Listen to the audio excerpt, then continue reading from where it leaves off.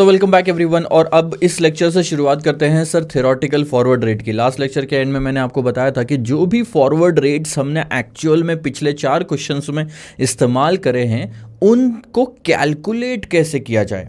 वो जो दिया था वो था एक्चुअल, वो सही है या गलत है ये तो हम तभी बता पाएंगे जब उस एक्चुअल को थ्योरेटिकल से कंपेयर कर पाएंगे। सो थ्योरेटिकल फॉरवर्ड रेट निकालना आना चाहिए, उसके बाद उसको एक्चुअल से कंपेयर करता आना चाहिए, उसके बाद वो पता चलेगा आपको कि सही है या गलत है। मतलब अगर दोनों बराबर निकले, जितना होना चाहिए था और जितना है, तो बात सही है। अगर जितना होना चाहिए था उतना नहीं है मार्केट में, तो आर्बिट्राज अपॉर्चुनिटीज़ ओपन अप हो जाएगी। और ऐसे कई सारे क्वेश्चंस हमने security valuation, portfolio management, derivatives में देखे हैं कि थ्योरेटिकल जब एक्चुअल से मैच नहीं करता तो आर्बिट्राज ट्रांजैक्शंस करके प्रॉफिट कमाया जा सकता है। ठीक है, अभी हम इस वाले पार्ट में देखेंगे कहाँ से कहाँ तक। यहाँ से शुरुआत करेंगे सर और पूरा जाएंगे क्वेश्चन नंबर 11 तक।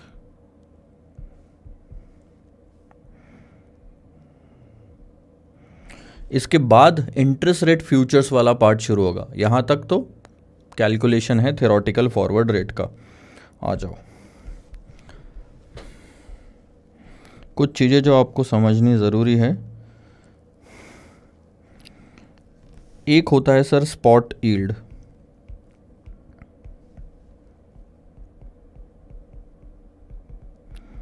स्पॉट यील्ड, मान लो ये है ईयर, ये है यील्ड 1 2 3 4, 4 साल यील्ड ले लो। कहीं 10% है, कहीं 11% है, कहीं 14% है, कहीं 13% है। ठीक है, इसका मतलब क्या है ये समझो। स्पॉट का मतलब होता है आज, जो डेट पे आप खड़े हो वहाँ पे। सो 1 साल के बॉन्ड में या 1 साल के लिए अगर आप इन्वेस्ट करते हो तो रेट पड़ेगा 10%। 2 साल के लिए इन्वेस्ट करते हो तो रेट पड़ेगा 11%। 3 साल के लिए करते हो तो रेट पड़ेगा 14% आज से। यह है स्पॉट यील्ड। तो ये सारे रेट आज से अप्लीकेबल हो जाएंगे सर। आज से 3 साल के लिए 14%। तो ये होगा, इस तरह से आपको दिखेगा। 1 साल, 2, 3, अच्छा इस केस में तो 2 ही है ना।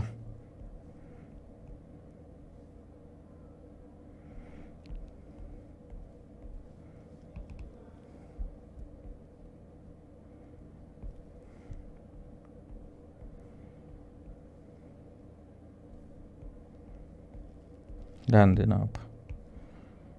तो ये हो गया 10%, ये हो गया 11% और 11%। 2 साल के लिए इन्वेस्ट करते हो तो दोनों साल आपको 11% के हिसाब से इंटरेस्ट मिलेगा।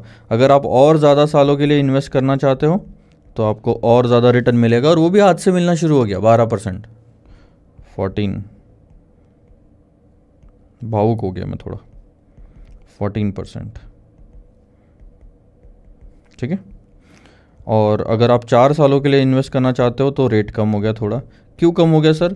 देखो, ये हो सकता है कि 3 साल के बाद में मार्केट में शायद ट्रेंड थोड़ा स्लगिश आएगा या रिसेशन टाइप आएगा या नीचे गिरेगा, ऐसा एक्सपेक्टेड है। इसलिए अगर आप 4 साल तक रखना चाहते हो तो ऑन एन एवरेज वो 13% ही दे रहे। तो it all depends upon the expectation of the market. 3 साल तक तो बहुत बढ़िया ग्रोथ होगी। 4थे साल से अगर डिक्लाइन आना शुरू होने वाला है और आप उस पीरियड में भी इन्वेस्टेड रहना चाहते हो तो आपको एवरेज 13% रिटर्न हम दे रहे हैं स्टार्टिंग से ही लेके।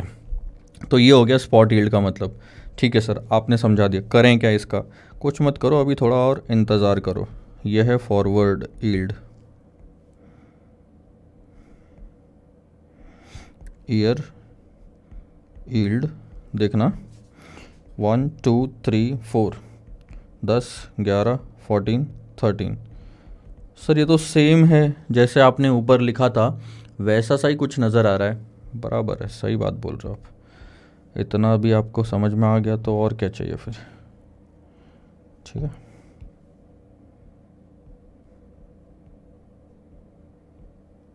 what happens in case of forward yield is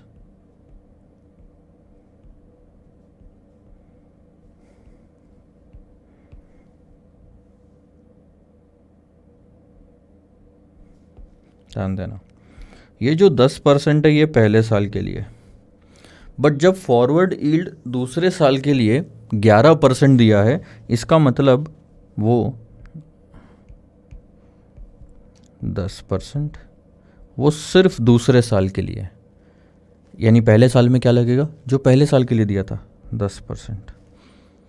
फ़र्क देख रहे हो क्या है, 10%, 10%, 11, 11, 14, 14 और 13।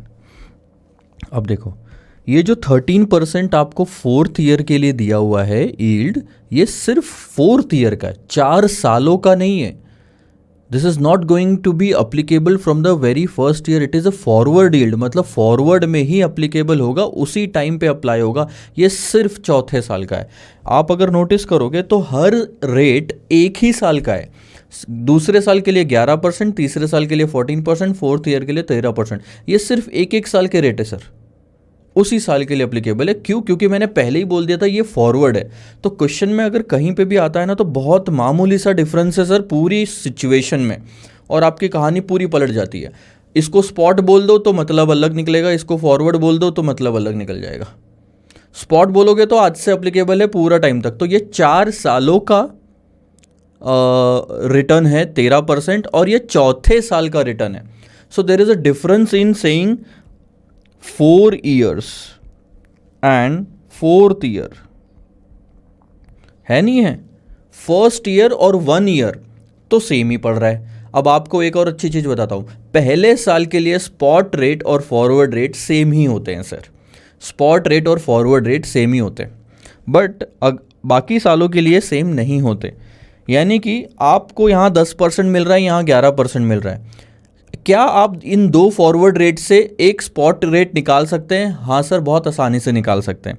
मतलब एक ऐसा रेट जो दोनों सालों के लिए सेम हो, जो दोनों सालों के लिए सेम हो, जिसमें रिटर्न 10 और 11% जैसे फॉरवर्ड में मिल रहा है उतना ही मिले। बहुत आसान है सर, ध्यान देना। दोनों साइड को इक्वेट कर दो। देखो 1 plus forward rate for first year, 1 plus forward rate for second year should be equal to 1 plus spot rate for 2 years, और उसका स्क्वायर, क्योंकि 2 बार लेना है ना, या फिर ऐसा ले लो। हम क्या बोलना चाहते हैं कि जो 10% है वो 10 और 11 मिल रहा है पहले साल में, तो ऐसा कौन सा रेट है जो दोनों साल लगाया है तो भी इतना ही रिटर्न मिलेगा? सो इन दोनों का मल्टीप्लाई कर लो और फिर स्क्वायर रूट करोगे आप, क्योंकि 1 प्लस S2 का स्क्वायर आ रहा है।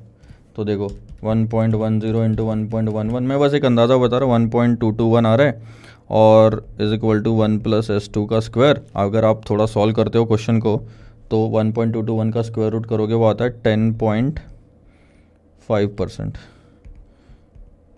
सो ऑलमोस्ट दोनों के बीच का 10.498 आ रहा है।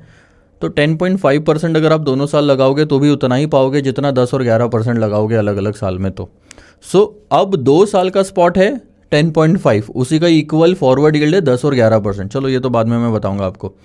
तो ये चीज़ समझ में आई कि स्पॉट यील्ड और फॉरवर्ड यील्ड में क्या डिफरेंस है, स्पॉट यील्ड और फॉरवर्ड यील्ड में क्या डिफरेंस है। और आपको पता भी नहीं होगा, याद करो सिक्योरिटी वैल्यूएशन या पोर्टफोलियो में हम एक क्वेश्चन देख चुके थे जब मार्केट प्राइस निकालनी थी, याद है? मार्केट प्राइस निकालनी थी, फ्यूचर के डिविडेंड को डिस्काउंट करना था। मैं आपको लेके जाता हूँ वहाँ, ऐसे बताने से तो कोई मतलब ही नहीं है, वहाँ तक लेके जाना पड़ेगा सर। सही, ये देखो, ये एक सिक्योरिटी वैल्यूएशन में 68 नंबर का क्वेश्चन था जिसमें हमने फॉरवर्ड यील्ड निकाली थी। यहाँ पे क्लियरली लिखा था फॉरवर्ड रेट ऑफ इंटरेस्ट, ठीक है, ये वाला पार्ट क्लियर लिखा था फॉरवर्ड रेट। और हमने क्या किया था, अबे हैंग हो गया ये तो। अब फॉरवर्ड रेट में आपने देखना डिस्काउंटिंग करी थी आपने, 12% पहले साल के लिए लिया था, उसके बाद 11.25%। इसके जस्ट बाद वाला क्वेश्चन में ये स्पॉट यील्ड था, स्पॉट यील्ड था, यानी हर साल के लिए यही रेट अप्लीकेबल होगा 11.62। तो ध्यान देना यहाँ पे क्या किया आपने, यहाँ पे पहले साल के लिए 12% लिया क्योंकि ये पहले साल की कैश फ्लो थी, लेकिन दूसरे साल की जो कैश फ्लो थी उसमें दोनों साल पहला और दूसरा 11.62 का स्क्वायर करा। यहाँ पे नहीं लिया आपने 12% फिर से। तो यही है, हम ऑलरेडी ये क्वेश्चन देख चुके हैं, बस उसके असली जो यूज़ है वो इस चैप्टर में आ रहा है। ठीक है, अब आ जाते हैं, हम क्या देख रहे थे यहाँ पे, आया आपको समझ में मतलब इसका तो एक, और चलो इसको रहने देता हूँ। तो आपको स्पॉट यील्ड और फॉरवर्ड यील्ड का मतलब समझ गया। अब आते हैं मेन मुद्दे पे।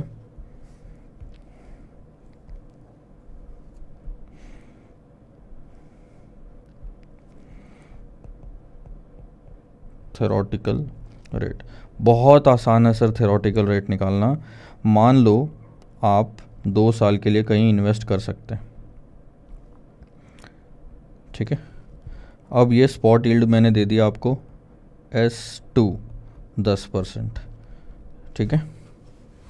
और आप 1 साल के लिए भी इन्वेस्ट कर सकते हैं 9% पे,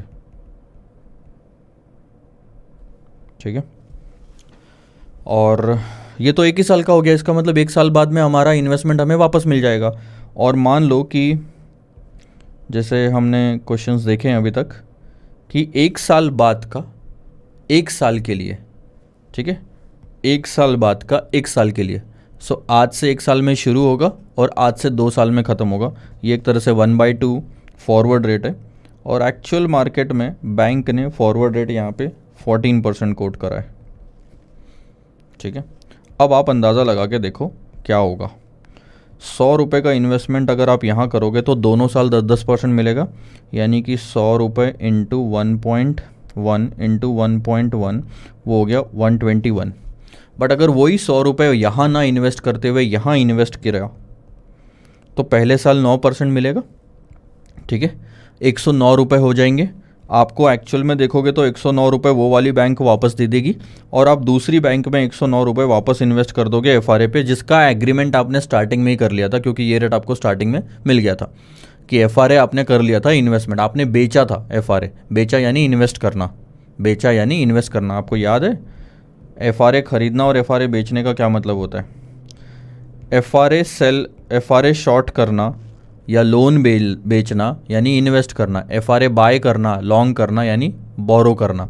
हम इन्वेस्टमेंट करना चाहते हैं क्योंकि हमें 109 रुपये मिलने वाले हैं, तो हमने FRA यहाँ पे बेचा कितने में? 14% में। तो 109 रुपये पे आपको 14% मिलेंगे, कितना हो जाएगा सर? सिंपल कैलकुलेशन बताऊँ, 100 रुपये इंटू 1.09 पहले साल का इंटू 1.14 दूसरे साल का, आपको मिलेंगे 124.26। अब आप एक इन्वेस्टर के एंगल से देखिए, इन्वेस्टर दोनों में से कौन से सिचुएशन में इन्वेस्ट करेगा? ऑब्वियसली दूसरी वाली सिचुएशन में इन्वेस्ट करेगा। बट क्या कहीं पे आपको आर्बिट्राज पॉसिबिलिटी दिख रही है? बिना किसी रिस्क के क्या आप प्रॉफिट कमा सकते हैं? हाँ। आप अपना पैसा क्यों लगा रहे हो यहाँ पे? मेरा ये कहना है कि आप अपना पैसा क्यों लगा रहे हो। पहला अजम्पशन मेरा यहाँ पे आएगा कि ये रेट पे आप इन्वेस्ट भी कर सकते हो, ये रेट पे आप बोरो भी कर सकते हो। प्रैक्टिकलिटी बाद में मैं डिस्कस करूँगा जब वो क्वेश्चन आएगा। तो ये रेट इन्वेस्टमेंट के भी हैं, ये रेट बोरोइंग के भी है। अब आपको मैंने ये सिचुएशन दी कि आपका दिमाग चलना चालू हो जाना चाहिए, आपका फाइनेंस का दिमाग होना चाहिए sir at the end of the day. मतलब आप जब CA बन जाओगे तब more of a finance should be there in your mind, और आप पैसे को इस तरह से देखने लगोगे कि यार यहाँ से मैं कैसे कमा सकता हूँ। अब आपको कहीं पे इस सिचुएशन में कमाई दिख रही है? हाँ सर, आपको 121 और 124 यहाँ पे अगर आप एनालाइज करो तो कितना अच्छा होगा कि 2 साल बाद में 121 जाए और 124 आए, तो आप प्रॉफिट कमा सकते हो। कितने रुपए का सर? 3 रुपये 26 पैसे का। कैसे पॉसिबल है? और बिना कोई पैसे के इन्वेस्टमेंट के। आपको अपने जेब से कुछ नहीं डालना। आप सिंपल सी एक बात करो, अगर जाना है जेब से, अगर जाना है तो कम जाए, और जाएगा कब? जब आप बोरो करोगे। आप ही मुझे बताओ, आज उधार लेने पे कल देना पड़ता है, आज इन्वेस्ट करने पे कल मिल जाता है। तो आज आप बोरो करो, जहाँ पे कम आउटफ्लो है उस वाले फेज़ में आप बोरो करो। तो आपका ये डिसीजन नहीं निकल रहा कि यहाँ से मैं काम करता हूँ, बोरो कर लेता हूँ और यहाँ मैं इन्वेस्ट कर देता हूँ, वही पैसा यहाँ से लाके यहाँ इन्वेस्ट कर देता हूँ। आपको क्या हुआ पता है? आर्बिट्राज अपॉर्चुनिटी दिख गई कि यार इधर से बोरो करो, इधर इन्वेस्ट करो तो इतना पैसा मिलेगा। आपने आज 100 रुपये बोरो किया, इधर इन्वेस्ट कर दिया, ना आपके पास पहले कुछ था ना अब आपके पास में, तो नेट कैश फ्लो यहाँ पे ज़ीरो। उसके बाद आपने FRA भी बेच दिया, यहाँ पे बोरो किया, इन्वेस्ट किया, FRA बेचा। ठीक, 1 साल बाद में ये वाला जो इन्वेस्टमेंट है ये रियलाइज़ हो जाएगा, आपको 109 रुपये मिल जाएंगे। आप जो FRA आपने बेचा था उसमें वापस उसको दे दो। तो वापस 109 आया, 109 गया, यहाँ 100 आया, 100 गया, 109 आया, 109 गया, यानी कि पहले दोनों डेट पे कोई कैश फ्लो नहीं है। अब ठीक 1 साल और जब कंप्लीट होगा तो आपको इस वाले बोरोविंग का 121 रुपये चुकाना पड़ेगा। वो भी आपका इंतज़ाम मैंने कर दिया कि 109 जब आपको मिलेगा तो 124.26 मिलेगा। यहाँ पे आपको इतना पैसा मिलेगा, उसमें से 121 चुका देना, आपके जेब में फिर भी 3 रुपये 26 पैसे बचेंगे। और ये मैं सिर्फ 100 रुपये पे बोल रहा हूँ, यानी आर्बिट्राज अपॉर्चुनिटी 3.26% की है। अब आप जितना उठा सकते हो उतना उठा लो। 1 करोड़ तक उठाओगे तो उस पर 3,26,000 मिलेंगे। 10 करोड़ उठा सकते हो तो फिर 32 लाख। 100 करोड़ उठाओ तो फिर देखो 3 करोड़ 26 लाख का बिना रिस्क का फ़ायदा। बट 100 करोड़ आपको बस किसी ने देना चाहिए। तो आपकी जितनी बोरोविंग कैपेसिटी है सारी इस्तेमाल कर लो, अगर ये रेट्स आपके पास मार्केट में अवेलेबल है तो। This is called as arbitrage opportunity. What will happen, मैं आपको बता रहा हूँ, हर कोई इस रेट पे बोरो करने लग जाएगा, हर कोई इस रेट पे बोरो करने लग जाएगा, इस रेट पे इन्वेस्टमेंट करने लग जाएगा। यानी FRA में अगर आप थोड़ा सा ध्यान दोगे तो FRA को शॉर्ट करने की जो आदत है वो लोगों की बढ़ जाएगी। कोई भी लॉन्ग नहीं जा रहा है इस पर, 14% पे कोई भी लॉन्ग नहीं जा रहा है, यानी कि कोई खरीदना नहीं चाहता। आप समझो क्या हो रहा है। अब FRA के एंगल से देखो, इस बेचारे के साथ क्या हो रहा है, जो कोई आ रहा है उसको क्या कह रहे हैं, सेल कर दे रहा है। FRA को सेल कर रहा है, यानी कि शॉर्ट है, सिर्फ सप्लाई है, डिमांड कुछ भी नहीं है, कोई भी खरीदना नहीं चाह रहा यानी डिमांड नहीं है, यानी कि इसकी प्राइस गिरेगी। ये जो 14% है ये गिरना पड़ेगा। मार्केट में डिमांड नहीं होने की वजह से जो देने वाले हैं, आप तो बेच रहे हो, जो खरीदने वाले हैं वो भी तो रेडी होना चाहिए ना। तो इससे इसकी प्राइस गिरेगी, धीरे धीरे इतनी गिरेगी, इस लेवल पे आके गिरेगी कि जब डिमांड स्टेबलाइज हो जाए, यानी कि बराबर डिमांड भी है और सप्लाई भी है, उस लेवल तक ये गिरता जाएगा। लेट्स से मैं एक और चीज़ आपको एग्जांपल देता हूँ। FRA आप बाकी सब कुछ सेम रख लो, आप सिर्फ FRA बदल दो, FRA कर दो 8%, तो नेट में आपका कैश फ्लो क्या होगा, 100 रुपये इंटू 1.09 पहले साल के लिए और 8% दूसरे साल के लिए। तो अब आपके पास में हो जाएगा 117 रुपये 72 पैसे। अब आप बताओ क्या करोगे। आपके पास 121 है, 117 है। अब एग्जैक्टली कहानी उल्टी हो जाएगी। लोग क्या करेंगे, इस पे बोरो करेंगे और इस पे इन्वेस्ट करेंगे। अब आप थोड़ा सा और ध्यान देना, अब आपका डिसीजन जो है वो पूरा बदल जाएगा। मैं यहाँ पे बताता हूँ। अब आप यहाँ पे बोरो करना चाहोगे, यहाँ पे इन्वेस्ट करना चाहोगे, लेकिन एक चीज़ समझना, जब आपने इस पे 117 जब आ रहा है आउटफ्लो, तब बोरो करने का डिसाइड किया, इसका मतलब आप पूरे फेज में बोरो करोगे। आप यहाँ पे भी बोरो करोगे। FRA को बोरो करना यानी बाय करना। आप अब FRA आप खरीदना शुरू करोगे 8% वाला, और आपने FRA खरीदना है यानी लोन लेना है। 1 साल बाद लोन लेना है, उसके लिए आज भी लोन ले लो, क्योंकि 1 साल बाद जो लोन ले रहे हो ना वो पुराने लोन को चुकाने के लिए होगा। तो पूरे फेज में बोरो करते जाओ। यहाँ पे बोरो करो 100 रुपये का, वो इन्वेस्ट कर दो 100 रुपये का, यहाँ पे पैसा गया, अब ये 2 साल बाद मिलेगा।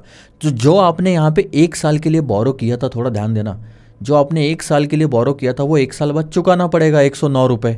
ये 109 रुपये आएगा कहाँ से, इस FRA से। आपने 8% पे फिर से बोरो करना है 109 रुपये और चुका देना है। अब आपका सिर्फ ये FRA चलेगा और पुराना इन्वेस्टमेंट चलेगा। ठीक 1 साल बाद और यानी कि 2 साल के एंड में आपको 121 रुपये 121 मिल जाएंगे इस इन्वेस्टमेंट से, जिसमें से आप 117.72 चुका देना, फिर भी आपके पास प्रॉफिट बचेगा। अब इस केस में क्या होगा, बहुत ही ज़्यादा डिमांड रहेगी FRA की। FRA की 8% वाले FRA की बहुत ज़्यादा डिमांड रहेगी, तो डिमांड ज़्यादा तो कॉस्ट भी, उसकी प्राइस भी बढ़ेगी, तो ये 8% भी थोड़ा थोड़ा बढ़ता जाएगा। अब देखो 14% पे सप्लाई ज़्यादा है, डिमांड कम होने की वजह से प्राइस गिर रही है, रेट गिर रहा है, यहाँ से रेट बढ़ रहा है। कहाँ पे आके स्टेबलाइज होगा सर, स्टेबलाइज कहाँ पे होगा, जहाँ पे कैश फ्लोज आपके दोनों किस्सों में सेम होंगे। अब आपको बताना है कि ऐसा FRA कौन सा है जहाँ पे डिमांड और सप्लाई प्रॉपर चलेगी, ना एकदम ज़्यादा ना एकदम कम। इक्विलिब्रियम कहाँ अचीव होगा, 14 और 8% के बीच में ही कोई तो रेट होगा जो 121 रुपये ला के देगा यहाँ पे। चलो देखो तो वो कैसे निकालते हैं। हम एक काम करते हैं, आपको एक चीज़ तो क्लियर समझ में आई यहाँ से कि फर्स्ट ईयर का स्पॉट और फॉरवर्ड सेम ही होता है, तो आप F1 = S1 भी बोल सकते हो। अब मुझे जो निकालना है वो सिर्फ सेकंड ईयर का निकालना है ना, ये वाला फेज का, तो मैं उसे F2 बोलूँगा। बस आपको करना क्या है, ये जो 2 इक्वेशन आपने लिखे हैं इन दोनों को इक्वेट कर दो। इक्वेट कर दो इस तरह से कि दोनों की कैश फ्लो सेम आए। मैं सिर्फ इतना ले लेता हूँ, ये वाला, ठीक है सर। सो दोनों किस्सों में 121 आना चाहिए। अब पहला वाला ले लो कि 100 रुपये इन्वेस्ट किया, 1.1 इंटू 1.1 ऐसा आंसर आया। 100 रुपये इन्वेस्ट किया, 1.09 इंटू 1 प्लस F2, सही लिखा है मैंने। ये तो हमें पता लगाना है ना कि दूसरे साल का रेट क्या है, ठीक है। तो क्या मैं ये 100 रुपये अब हटा सकता हूँ? 100 रुपये तो बस एग्जाम्पल के लिए लेते हैं, 100 रुपये इधर से आप इधर से इधर ट्रांसफ़र कर दोगे तो वैसे ही हट जाएगा। 1.1 को क्या हम ऐसा लिख सकते हैं, 1.1 यानी कि 10% क्या था सर, S2 था ना, तो क्या मैं इसको ऐसा लिख सकता हूँ 1 plus S2 multiplied by 1 plus S2 is equal to 9। 1.09 क्या था, S1 था, तो 1 plus S1 into 1 plus F2, ये आपका इक्वेशन बन गया। थ्योरेटिकल फॉरवर्ड रेट निकल जाएगा आपका इससे, बहुत आसान है। क्या है फॉर्मूला? फॉर्मूला बहुत सिंपल है सर, दोनों साइड सेम होनी चाहिए और हमारा ऐसा फिल इन द ब्लैंक्स वाला क्राइटेरिया बनना चाहिए कि एक रेट ऐसा होना जो दूसरे साल को भी कवर कर रहा हो और एक रेट ऐसा होना जो एक ही साल को कवर कर रहा हो। तो ये जो फिल इन द ब्लैंक्स रहेगा ये हमें करना है।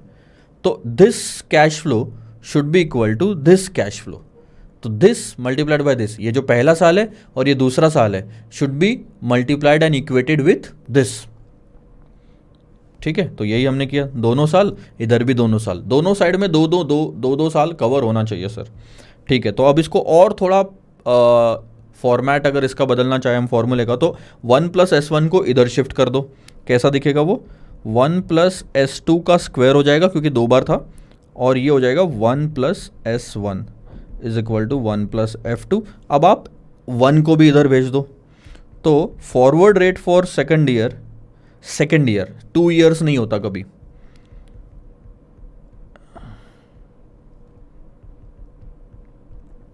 -1, ये आपका सेकेंड ईयर का फॉरवर्ड रेट बन गया। अब आपको ये फॉर्मूला थोड़ा समझने में दिक्कत होगी डायरेक्टली अगर देखोगे तो, बट अगर आप ऐसे इससे अगर याद रखना चाहोगे ना तो बहुत आसानी से समझ आएगा कि चलो ठीक है, इधर भी 2 साल, इधर भी 2 साल, यहाँ पे S2 दोनों साल लग रहा था, यहाँ पे S1 लग रहा पहले साल, यहाँ पे F2 लग रहा। ये स्पॉट यील्ड है, ये फॉरवर्ड यील्ड है आपके एक तरह से, तो बस बात खत्म। अब आप इसी तरह से कितने भी फॉर्मूले बना सकते हो सर, ध्यान देना मैं इसी को ले रहा हूँ। आपने ध्यान दिया कि अगर सेकंड ईयर का फॉरवर्ड निकालना है तो यहाँ पे S2 लेके स्क्वायर करते हैं, ठीक है। तो अगर F3 लेना होगा तो क्या लूँगा, यहाँ पे S3 ले लूँगा। थर्ड ईयर का निकालना है तो 3 साल का रेट तो ले लो ऊपर में, टू द पावर क्या करोगे, क्यूब करोगे, 3 3 3, तीनों साल का सेम रेट लगेगा तो क्यूब हो गया। नीचे में कितने साल कवर होने चाहिए, 2 साल, सिर्फ 1 साल छूटना चाहिए सर इधर में, ऊपर में 2 साल, इधर में 1 साल, तो दूसरा साल ये रहा, ऊपर में 3 साल, नीचे में 2 साल, तो तीसरा साल ये रहा, -1। F4 निकाल लो, कितना आसान है, F4 is equal to 1 plus S4 to the power 4 divided by 1 plus S3 to the power 3 -1। तो आप ध्यान देना, ऊपर और नीचे में 1 ही साल का फ़र्क होता है, 3 2 में 1 साल का फ़र्क है और 4 3 में 1 साल का फ़र्क है। ये जो आखिरी का साल होता है वो, ये पहले 3 साल है, ये पहले 4 साल है, तो चौथा साल मिसिंग है यहाँ पे डिनोमिनेटर में, यहाँ पे भी तीसरा साल, यहाँ पे भी दूसरा साल। तो ये हो गई सर कहानी। इनफैक्ट इसके अलावा मैं आपको और एक तरीका बताता हूँ जो आप यूज़ कर सकते हैं, क्वेश्चन पे डिपेंड करता है सर। आपको इतनी चीज़ समझनी है कि साल सारे कवर होने चाहिए। तो देखो F2 इज इक्वल टू, मैं ऐसा भी लिख सकता हूँ, डिवाइडेड बाई 1 प्लस F1 -1। ध्यान देना क्या चेंज आया सर, सिर्फ S1 का और F1 का ये चेंज आया, क्योंकि पहले साल के लिए S1 और F1 तो सेम ही रहता है। अब वापस आ जाओ F3 पे, 1 प्लस S3 का क्यूब ले लिया, तीनों साल ऊपर कवर हो गए। नीचे में ध्यान देना 2 साल कवर करना है क्योंकि तीसरा साल तो बाहर आएगा। तो पहला साल 1 प्लस F1, दूसरा साल 1 प्लस F2 -1। अब आप देखना ये चेंज, अब आप ये चेंज को समझो, दोनों साल सेम रेट लगाओ या दोनों साल अपने अपने रेट लगा दो, बात सेम पड़ेगी। क्वेश्चन में डेटा कैसा दिया है उस पर डिपेंड करता, दोनों से आंसर भी अलग अलग आएगा sir. It all depends upon the question. Question में दोनों साल का रेट दिया है तो S2 का स्क्वायर हो जाएगा। एक तरह से ये 1+S2 इंटू 1+S2 है, और ये 1+F1 इंटू 1+F2 है। एक एक साल का रेट लगाओ अपना अपना, या दोनों साल का रेट लगा लो। बस यहाँ आपको थोड़ा समझना पड़ेगा। 1+S4 का टू द पावर 4, और नीचे में क्या आएगा 1+F1, 3 साल कवर होने चाहिए। F2 1+F3 -1। और ध्यान दो कितने सारे तरीके बन सकते हैं। F4 is equal to 1+S4 to the power 4। अब आप देखो डिनोमिनेटर में क्या खेल खेल सकते हो। डिनोमिनेटर में ये 3 साल कवर होने चाहिए, तो S3 टू द पावर 3 क्यों लिया, क्योंकि 1+S3 into 1+S3 into 1+S3 था। अब हमारे पास अगर S3 नहीं है तो हमने एक एक साल के फॉरवर्ड रेट ले लिया, ठीक है। अब आपके पास मान लो F1 और F2 भी नहीं है, तो क्या करोगे, सिर्फ F3 है, क्या करोगे, क्या ऑप्शन है आपके पास। 1+S2 अगर होगा तो वो ले लो, और 1+F3 ले लो। ध्यान देना डिनोमिनेटर में क्या हुआ, पहले 2 साल के लिए स्पॉट रेट 2 साल का लगाया, तो पहले साल भी S2 लगा, दूसरे साल भी S2 लगा, इसलिए स्क्वायर हो गया। और तीसरे साल का F3 हमारे पास अवेलेबल था, तो जब नहीं है तो कोई बात नहीं है सर, और तीनों से आंसर अलग आएगा, कोई बात नहीं है, डेटा पे डिपेंड करता है। F4 तीनों से निकल जाएगा। अल्टीमेटली बताऊँ मैं क्या करना है, कभी भी फॉर्मूला बनाना है तो ये सब याद मत रखो, ये सब याद मत रखो, सिर्फ याद रखो तो ये टाइमलाइन, ये ऐसा ड्रॉ कर लो। इसके बाद ये वाला पूरा रेट ले लो एक साइड में, और एक साइड में ये वाले सारे रेट ले लो, हर साल का ले लो लगे तो। S2 यहाँ पे 2 बार लग रहा है तो 2 बार लिखो, कोई नहीं चलता। स्क्वायर या to the power 3 to the power 4 सब भूल जाओ, हर साल के रेट को मल्टीप्लाई करो इक्वल टू हर साल का इधर का रेट। और ये वाला जो है लास्ट वाला आपको निकालना है, लास्ट वाला बीच वाला निकालना, आप आसानी से निकाल सकते हो। तीसरे साल का भी दिया रहा तो ये बीच का निकाल सकते हैं हम। इक्विलिब्रियम आनी चाहिए बस, इस पर्पस क्या है कि दोनों में कैश फ्लो सेम आनी चाहिए, तो this should be equal to this, ठीक है। अल्टीमेटली आप ये चीज़ याद रखेंगे। अब हम कुछ क्वेश्चन सॉल्व करेंगे, क्वेश्चन में थोड़ी क्लैरिटी और आएगी सर। थ्योरेटिकल फॉरवर्ड रेट, अब ध्यान दो, इस वाले का तो आंसर हमने निकाला ही नहीं कि कौन सा ऐसा रेट है जहाँ पे 121 आएगा। चलो कैसे करेंगे सर सॉल्व, बहुत आसान है। F जहाँ पे हमने लिखा था वहीं से सॉल्व कर लेते। ये रहा, 2 साल का रेट था 10%, 1 साल का रेट था 9%, -1। 1.10 का स्क्वायर डिवाइडेड बाई 1.09 -1 इंटू 100, ये आता है आपका 11.01%।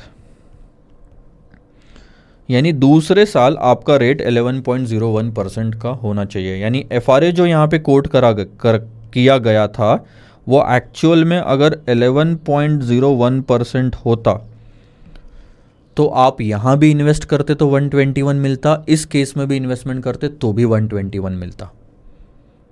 तो यहाँ पे आर्बिट्राज अपॉर्चुनिटी है ही नहीं। कौन बेवकूफ़ यहाँ से बोरो करके यहाँ इन्वेस्ट करेगा, इतना सारा तामझाम करेगा और हाथ में कुछ भी नहीं बचेगा।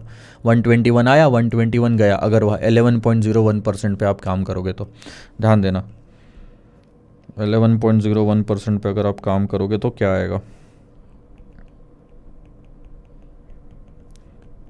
100 इंटू 1.09 इंटू 1.1101,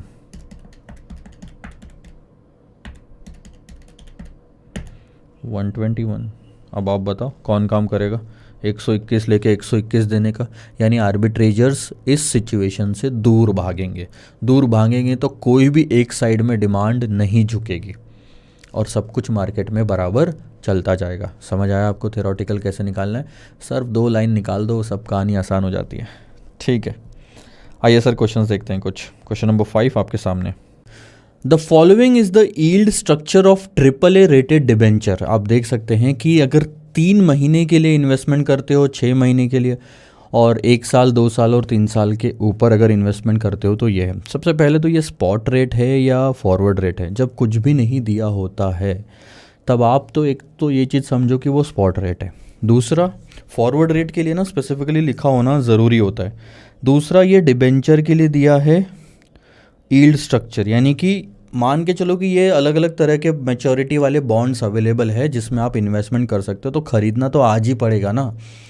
कोई भी चीज़ की प्राइस अगर आपको दी होगी तो वो आज की दी होगी नॉर्मल मार्केट में। ठीक है, based on the expectation theory calculate the implicit 1 year forward rate. 1 साल का रेट निकालना है दूसरे साल के लिए और तीसरे साल के लिए, यानी कि आपको F2 और F3 निकालना है।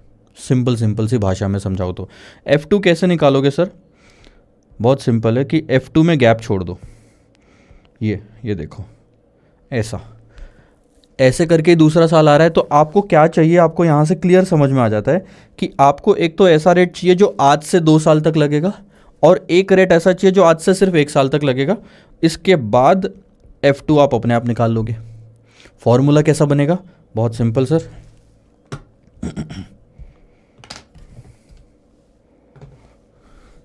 S2 into S2, 1 plus S2 into 1 plus S2 is equal to 1 plus S1 into 1 plus F2। कहानी ख़त्म।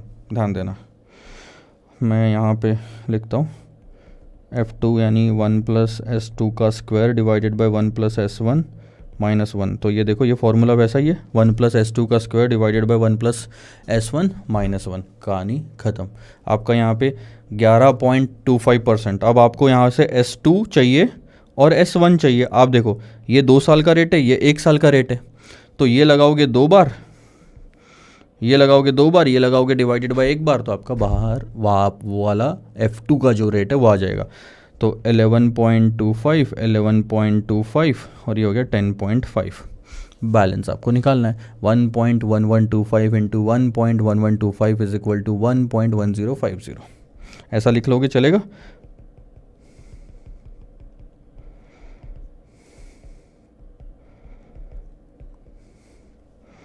Multiplied by 1 plus F2। अब बस इक्वेशन को सॉल्व करो, आपका दूसरे साल का फॉरवर्ड रेट आ जाएगा। तीसरे साल का निकालना है सर, ईयर 2 और ईयर 3 का निकालना है। अब ईयर 3 में क्या करोगे, ईयर 3 के लिए क्या करोगे, 3 साल बनाओगे यहाँ पे, 1 2 3, और यहाँ बनाओगे 2 साल, 1 और 2, और ईयर 3 खाली रहना चाहिए यहाँ पे, बस इतना समझो, ईयर 3 आपका खाली रहना चाहिए। तो 3 साल का रेट ले लो, S3 3 बार आएगा तो क्यूब हो जाएगा, डिवाइडेड बाय S2 ले लो 2 साल का रेट। आप 1 साल पहले साल का F1 F2 और F3 भी ले सकते हो, आपके पास जो अवेलेबल है वो ले लो। अब देखो S3 के लिए आपको ये रेट काम आ जाएगा 12%, S2 के लिए ये रेट काम आ जाएगा। तो कैसे करोगे, एक साइड में 1.12 into 1.12 into 1.12 is equal to, ये आ गया क्यूब। अगर आपको समझ में आ गया है तो क्यूब लिखो सीधा, ये टाइम वेस्ट मत करो इसमें। और पहले 2 साल के लिए 11.25 लगेगा, तो 1.1125 का square into 1 plus F3। Solve कर लो, आपका ये भी आंसर आ जाएगा। आसान है। 1 प्लस S3 का क्यूब डिवाइडेड बाय, अच्छा इसमें देखो, इसमें उन्होंने F2 लिया है जो आपने पहले वाले पार्ट में सॉल्व किया था। तो मैंने आपको 2 तरीके बताए थे, दोनों तरीके आप इस्तेमाल कर सकते हो यहाँ पे। ये एक तरीका हो गया जहाँ पे S1 और F2 लिया है, F1 F2 और F3 निकाला है। एक और तरीका आपका क्या बैठता है F3 का, 1 प्लस S3 का cube divided by 1 plus S2 का स्क्वायर इन माइनस 1। तो 1.12 का क्यूब डिवाइडेड बाय 1.1125 का स्क्वायर माइनस 1,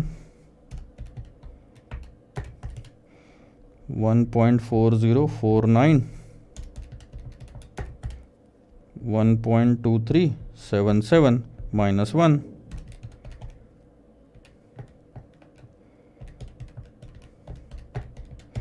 सो दैट्स 13.51%। 13.51, ये आपका दोनों मैच कर गया। तो आप ऐसे निकालो वैसे निकालो, आंसर विल बी सेम। अच्छा ये आपका क्यों सेम आया ये भी मैं बताता हूँ, क्योंकि ये जो आप यहाँ पे 12% ले रहे हो ये वाला, ये भी निकला कहाँ से है, इस रेट को यूज़ करके 1125 को न्यूमरेटर में, तो अपने आप आपका मैच कर रहा है, अदरवाइज मैच नहीं करता। तो दोनों तरीके से आपका आंसर सेम आ रहा है। ठीक है, आगे बढ़ते हैं सर। ये वाला पार्ट देखो, if the interest rate increases by 50 basis point, what will be the percentage change in the price of the bond having a maturity of 5 years? ध्यान देना, अगर 5 साल की मेचोरिटी है तो वो उसको रेट कौन सा अप्लीकेबल है, 12%। और क्वेश्चन क्या बोल रहा है कि वो 50 बेसिस पॉइंट से अगर रेट बढ़ जाए, increases by 50 basis point, assume that the bond is fairly priced at the movement at 1000। 1000 रुपये में बॉन्ड की जो प्राइसिंग है वो फेयरली है, मतलब theoretical market price is equal to actual market price है अभी आज की डेट में। और उसका जो यील्ड है वो 12% का है, पर ये अगर 50 बेसिस पॉइंट से यील्ड बढ़ गया तो प्राइस का क्या होगा। एक चीज़ आप समझो, अगर यील्ड बढ़ जाती है तो मार्केट प्राइस गिरेगी, ये तो हमने सीख लिया था सिक्योरिटी वैल्यूएशन में। अब इस चीज़ को मैं यहाँ पे जगह है क्या आपके पास, कहीं जगह तो है, ये देखो यहाँ करके दिखाता हूँ, ठीक है। ये पहली करंट सिचुएशन ले लो, 1 2 3 4 5, ठीक है। अब आप 1000 रुपये यहाँ इन्वेस्ट करते हो बॉन्ड में, जिस पे आपको 5 साल तक 12% का रिटर्न मिलेगा, ठीक है। अगर आप 5 साल तक 12% लगाओगे तो क्या मैं उसको ऐसा लिख सकता हूँ 1000 इंटू 1.12 टू द पावर 5, 5 बार 12% लिखने के बजाय। तो और इस यील्ड में कैपिटल एप्रिसिएशन और इंटरेस्ट दोनों इंक्लूडेड है, अलग से कोई और डेटा नहीं दिया गया। 1.12 2 3 4 5 इंटू 1000, तो ये हो गया आपका, यहाँ पे वैल्यू कितनी मिलनी चाहिए उस हिसाब से 1762.34। पर यही यील्ड अगर आपकी, ध्यान देना, यही यील्ड वो बोल रहा है कि अगर 0.5 से बढ़ जाए, 1.1250 हो जाए टू द पावर 5, तो आज की मार्केट प्राइस बताओ। तो आपको क्या निकालना है, आज की मार्केट प्राइस। इसका मतलब कीपिंग एवरीथिंग एल्स कांस्टेंट, मतलब 1762.34 अचीव हो जाएगा, लेकिन उसमें हमारा रिटर्न इतना आएगा, वो मार्केट प्राइस बताओ। अब आपको रिवर्स कैलकुलेशन करना है ऐसे। सो सिंपल है sir, x into 1.1250 to the power 5 should be equal to 1762.34। आप पहले ऐसे गए, फिर आप ऐसे आ गए, उतनी ही वैल्यू 12.5% की यील्ड में कितने इन्वेस्टमेंट पे आती है। 12% के यील्ड में 1000 रुपये इन्वेस्ट करना पड़ता है, तो अगर हमें रिटर्न बढ़ता है तो इन्वेस्टमेंट गिर जाएगा। तो ये आपका आंसर आना चाहिए। कितना आंसर है देख लो, आपको क्या करना है, 1.1250 इंटू 2 3 4 5, तो x इज इक्वल टू वो कुछ इस तरह से दिखेगा 1762.34 divided by 1.8020,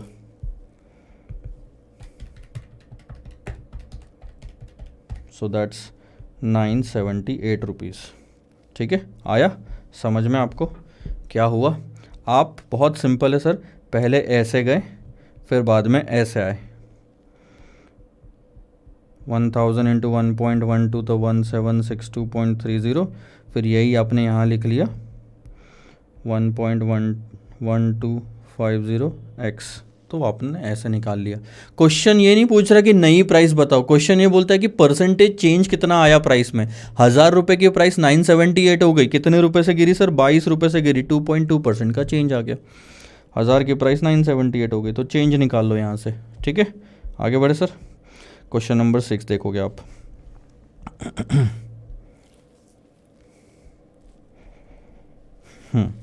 following are the yields on zero coupon bond. Zero coupon bond की खासियत क्या होती है, बहुत ही ज़्यादा डिस्काउंटेड वैल्यू में आज इशू होती है और बाद में फेस वैल्यू पे वो रिडीम हो जाता है। तो जो भी कुछ गेन होता है वो होता है कैपिटल एप्रिसिएशन का, जिसकी फेस वैल्यू है 1000, यानी कि ये मेच्योरिटी की वैल्यू है। मेच्योरिटी देखो, 1 साल का बॉन्ड अवेलेबल है 10% के रेट से, 2 साल का 11% के रेट से, 3 साल का 12% के रेट से। आप पता है तीनों केस में इशू प्राइस निकाल सकते हो कि हर बॉन्ड कितने में इशू किया होगा, अगर इतना रिटर्न देना है हर बॉन्ड में तो। ठीक है, assume that the term structure of interest rate will remain same, मतलब वैसा ही। You are required to calculate the implied 1 year forward rate. 1 year forward rates, हर साल का रेट निकालना है। एक तो आप ऐसा निकाल लो S1 S2 S3, पर S2 जो है वो दोनों साल लगता है, S3 जो है वो 3 साल लगता है। तो आपको ये नहीं निकालना सर, ऐसा रेट निकालो जो सिर्फ उसी साल लगेगा। F1 निकाल लिया तो F1 को दूसरे इसमें यूज़ करके F2 निकाल लो, फिर F3 निकाल लो। S1 S2 S3, या फिर आप ऐसा निकाल लो F1, फिर यही F1 यहाँ बना और आपने उसकी मदद से F2 निकाल लिया, फिर यही F1 F2 यहाँ यूज़ हुआ, उसकी मदद से F3 निकाल लिया। तो 3 साल तो उधर भी हो रहे, ये तीनों साल के लिए एक रेट और वो तीनों साल के लिए 3 रेट। तो अब आपको क्या करना है पता है, आपको सिंपल पहले पहला वाला बॉन्ड इस्तेमाल करके ये रेट निकालना है, इसी रेट को दूसरे में यूज़ करके ये रेट निकालना है, फिर उन्हीं दोनों को यूज़ करके ये रेट निकालना है। तो तीनों साल का फॉरवर्ड रेट आ जाएगा। This is called as implied 1 year forward rate. ठीक है, आओ जाओ सर, अब मैं थोड़ा सा आपको कैलकुलेशन करके दिखाता हूँ। बहुत आसान है। क्वेश्चन नंबर 6, हमें F1, F2, F3 निकालना है। सबसे पहला part, F1 is equal to S1 is equal to 10%। ये तो हमने डिस्कस कर ही लिया था कि पहले साल का जो F1 और S1 होता है वो दोनों सेम होता है। दूसरा, हमें अब निकालना है F2। ध्यान देना, F2 के लिए हमें 2 साल का रेट चाहिए और 1 साल का रेट चाहिए, और जो ये है ये हम फिल इन द ब्लैंक्स की तरह निकाल लेंगे। तो एक साइड में आएगा S2, यहाँ आ जाएगा S2, यहाँ आ जाएगा S1, यहाँ आ जाएगा F2। ठीक है, इसका फॉर्मूला कैसा बनेगा, 1 प्लस S2 का square divided bye 1 plus S1 minus 1। अब देखो 2 साल के बॉन्ड का जो रेट है वो है 11%, 1.11 का स्क्वायर 1 साल का 10% माइनस 1। ये तो आसान हो गया सर, पहला वाला पार्ट तो आसान है। 1.2321 डिवाइडेड बाय 1.1 माइनस 1, ये हो गया 12.01%।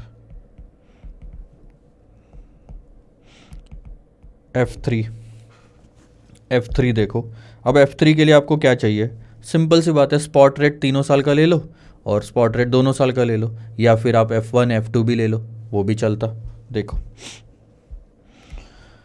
1 plus S3 to the power 3, 1 plus S2 to the power 2 minus 1। इससे ये इमेजिनेशन आना चाहिए कि ऊपर में पहले 3 साल कवर हो गए, नीचे में पहले 2 साल कवर हुए, और जो तीसरा साल है वो रहा, ये निकालना है हमें। ठीक है, तो तीसरे साल का रेट क्या आया, 12%। सिंपल कैलकुलेशन लेते हैं, क्यूब, और 2 साल का था 11% माइनस 1।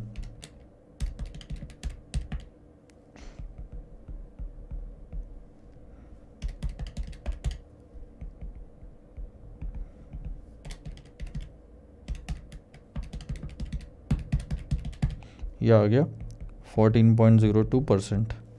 ये समझा क्या आपको, ये देखो यहाँ ड्रॉ कर देता हूँ, 1 2 3 साल का रेट ले लिया, फिर 1 और 2 साल का रेट ले लिया, और ये हमने निकाल लिया। इसके अलावा और एक क्या ऑप्शन था, 1 2 3 साल का रेट ले लो, फिर 1 साल का, ये दूसरे साल का फॉरवर्ड जो ऊपर निकाला, और फिर तीसरे साल का ले लो।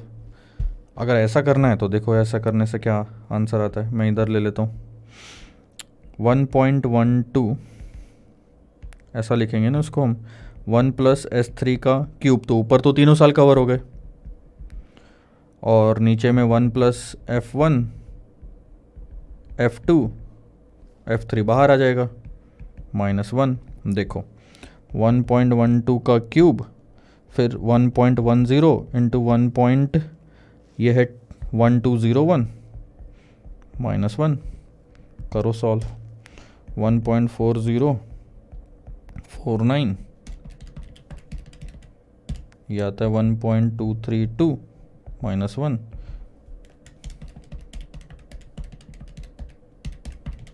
14.13%। ये भी सब राउंडिंग ऑफ का, ये देखो 1.2321 है, यहाँ पे 232 है, बस उतने से की वजह से वो थोड़ा सा फ़र्क आ गया, अदरवाइज वैल्यू सेम ही आ रही है। तो 14.02 और 12.01 आपका आ गया, 14.03 और 12.01 इन्होंने भी ऐसे ही निकाला है, बस प्रेजेंट वैल्यू वगैरह निकाली है। उतना ज़रूरत नहीं है पहले वाले पार्ट में, तो भी एटलीस्ट जो फॉर्मूला आपने सीखा है उससे आप आंसर निकाल सकते हो, पूरे मार्क्स मिलेंगे। ठीक है, क्योंकि क्वेश्चन आपको सिर्फ फॉरवर्ड रेट निकालने बोल रहा है एक, और ये आंसर सारे इंस्टीट्यूट के ही है। तो अगर इसमें भी वही चीज़ बोला था तो भी फॉर्मूला यूज़ करा, तो ऐसे भी निकालोगे तो भी आंसर सही रहेगा। एक्चुअली हो क्या रहा है ये मैं आपको समझा देता हूँ। यहाँ पे ये मान लो पहले साल का तो आपको बहुत इजी है, अब ये दूसरे साल का बॉन्ड है। ठीक है, 2 साल के बॉन्ड की जो मैच्योरिटी होगी ये 1000 रुपीज़ आएगी।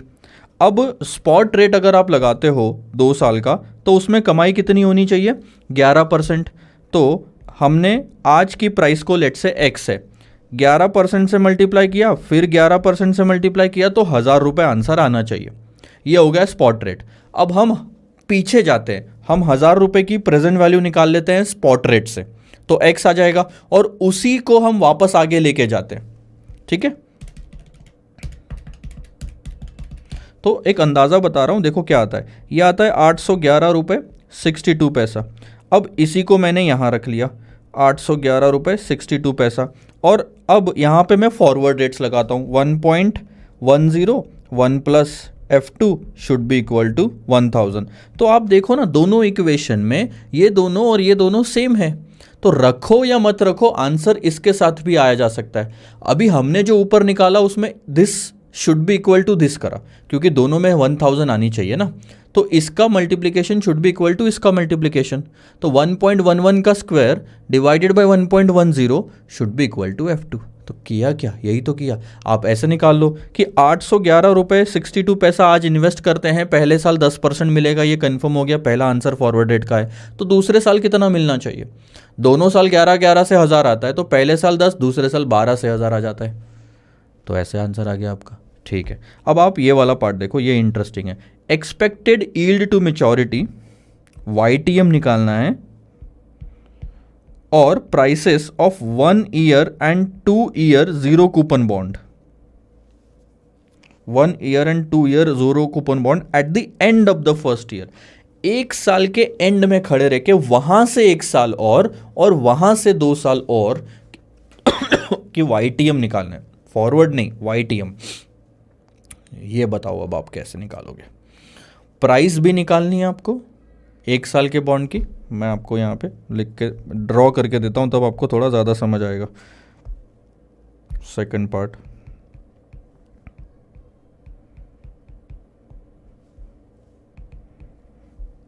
पता नहीं है F2, ये वाला तो फालतू में माइनस, हाँ सेकंड पार्ट ले लो, ठीक है। अब हाँ ठीक है, आज से ठीक 1 साल कंप्लीट हो जाने दो दोनों केस में, क्योंकि 2 बार निकालना। अब क्वेश्चन क्या बोल रहा है? आज से ठीक 1 साल कंप्लीट होने के बाद ये 1 साल का बॉन्ड में अगर हम कोई इन्वेस्टमेंट करें तो यहाँ पे हमारी प्राइस क्या होगी और YTM क्या होगा, उस साल हम कमाएंगे कितना। और इस केस में भी अगर हम यहाँ पे 2 साल के बॉन्ड में इन्वेस्टमेंट करें तो हमारी प्राइस क्या होगी और हम हर साल कितना कमाएंगे, ये आपको बताना है। कैसे निकाल सकते हैं सर, आप बताओ कैसे निकाल सकते हैं?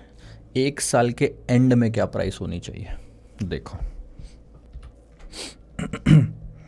और आपने एक चीज़ ध्यान देना है कि ये जो है ये ज़ीरो कूपन बॉन्ड है। ज़ीरो कूपन बॉन्ड में रिडम्पशन जो है वो वैल्यू फिक्स होगी, जो है कि है फेस वैल्यू। इसका मतलब एक चीज़ कन्फर्म है कि जब मैच्योरिटी आएगी तो यहाँ 1000 रुपये मिल जाएंगे, यहाँ 1000 रुपये मिल जाएंगे, ठीक है। अब ये 1000 रुपये को डिस्काउंट करोगे तो X मिल जाएगी, और जिस रेट से डिस्काउंटिंग करोगे वो आपका YTM आ गया। अब यहाँ पे 1000 को डिस्काउंट करोगे तो 2 अलग अलग रेट है आपके पास में, ठीक है। अच्छा, डिस्काउंटिंग का क्या रेट होना चाहिए? इस साल जो मुझे कमाना है वो मेरा डिस्काउंटिंग का रेट होना चाहिए। तो डिस्काउंटिंग का रेट आपका ऑलरेडी आपके पास आपने कैलकुलेट किया हुआ है कि दूसरे साल में आपकी कमाई 12.01% होनी चाहिए, नो मैटर वॉट, और तीसरे साल की कमाई 14.02% होनी चाहिए। यही बोला था ना, पहले साल का 10%, यही तो आपने अभी अभी निकाला है। पहले साल में 10% कमाऊँ, दूसरे साल में इतना कमाऊँ 12.01, और तीसरे साल इतना कमाऊँ। तो YTM यानी कि एक ही रेट है जो दोनों साल लगेगा। अब हमें यहाँ से स्पॉट रेट निकालना है एक तरह से देखा जाए तो। सो अगर आप X को इतने रेट पे इन्वेस्ट करते हो पहले साल, इतने रेट पे इन्वेस्ट करते हो दूसरे साल, और फिर 1000 मिलता है, तो ऐसा कौन सा एक सिंगल रेट है जो दोनों साल लगाओगे X पे तो भी 1000 आएगा। एक तरह से अब आपको इन दोनों फॉरवर्ड से स्पॉट रेट निकालना है 2 साल का, और यहाँ पे ये तो एक ही साल का है, तो स्पॉट YTM भी यही हुआ और फॉरवर्ड रेट भी यही हुआ। सिंपल सी बात बताऊं, YTM का मतलब यहाँ पे हो गया आपका spot rate for 1 year and spot rate for 2 year. अब आपको रिवर्स कैलकुलेशन करने और कुछ भी नहीं, और आपको प्राइस भी बतानी है आज की। चलो, प्राइस तो बताना बहुत आसान है, आपको 1000 को इससे डिस्काउंटिंग कर लो X आ जाएगा, 1000 को फिर इससे और इससे डिस्काउंटिंग करोगे तो X आ जाएगा। तो सबसे पहले हम प्राइस निकाल के कहानी ख़त्म करते हैं, ठीक है। 1 ईयर बॉन्ड रिडम्पशन वैल्यू 1000 है, उसको 1 साल से पीछे खींचेंगे तो हमारी प्राइस आ जाएगी, वो है सर 892.78 रुपीज़। अब 2 साल का बॉन्ड ले लो आप, अगर क्योंकि आप अब ना यहाँ पे खड़े हो, यहाँ पे खड़े हो और यहाँ से सिर्फ 2 ही साल बाकी है, तो 2 साल बाद 1000 मिलेंगे। 1.1402 इंटू 1 पॉइंट, अब मैं थोड़ा सही लिख देता हूँ, 1.1201 इंटू 1.1402, मतलब 2 बार डिस्काउंटिंग होगी 2 साल से।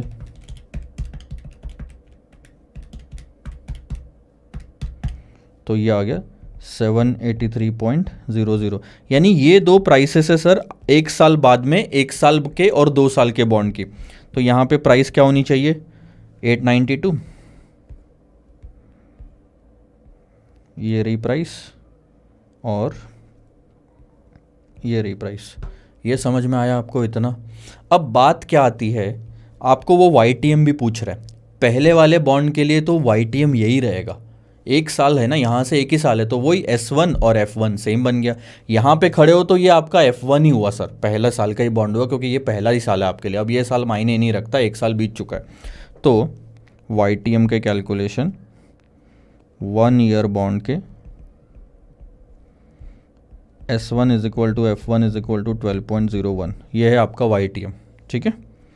अब 2 ईयर बॉन्ड का कैसे निकालोगे सर? सेम फॉर्मूला ले लो ना जो हम निकालते थे, रिवर्स कैलकुलेशन ही तो करना है। क्या है सर फॉर्मूला? हम निकालते थे F2 is equal to 1 plus S2 का square divided bye 1 plus S1, यानी कि इस केस में आ जाएगा अब F1 लो S1 लो, बात तो सेम ही है, ऊपर ही लिखा है -1, यही फॉर्मूला होता था। अब आपको इसमें ये निकालना है, ये दिया हुआ है, ये दिया हुआ है, ये निकालना है। मैं जानबूझ के फॉर्मूला सेम रख रहा हूँ क्योंकि रिवाइज करोगे तब समझ आएगा, अरे ये तो वही फॉर्मूला है, बस इसके जगह ये निकालना है। तो मैंने F2 ले लिया यहाँ पे। F2 क्या है मेरा, 0.1402 is equal to 1 plus S2 का स्क्वायर डिवाइडेड बाय 1.1201 -1। अब ये 1 उधर चला जाएगा, 1.1201 भी उधर चला जाएगा, तो एक्चुअल फिगर आ जाएगी 1 प्लस S2 का square.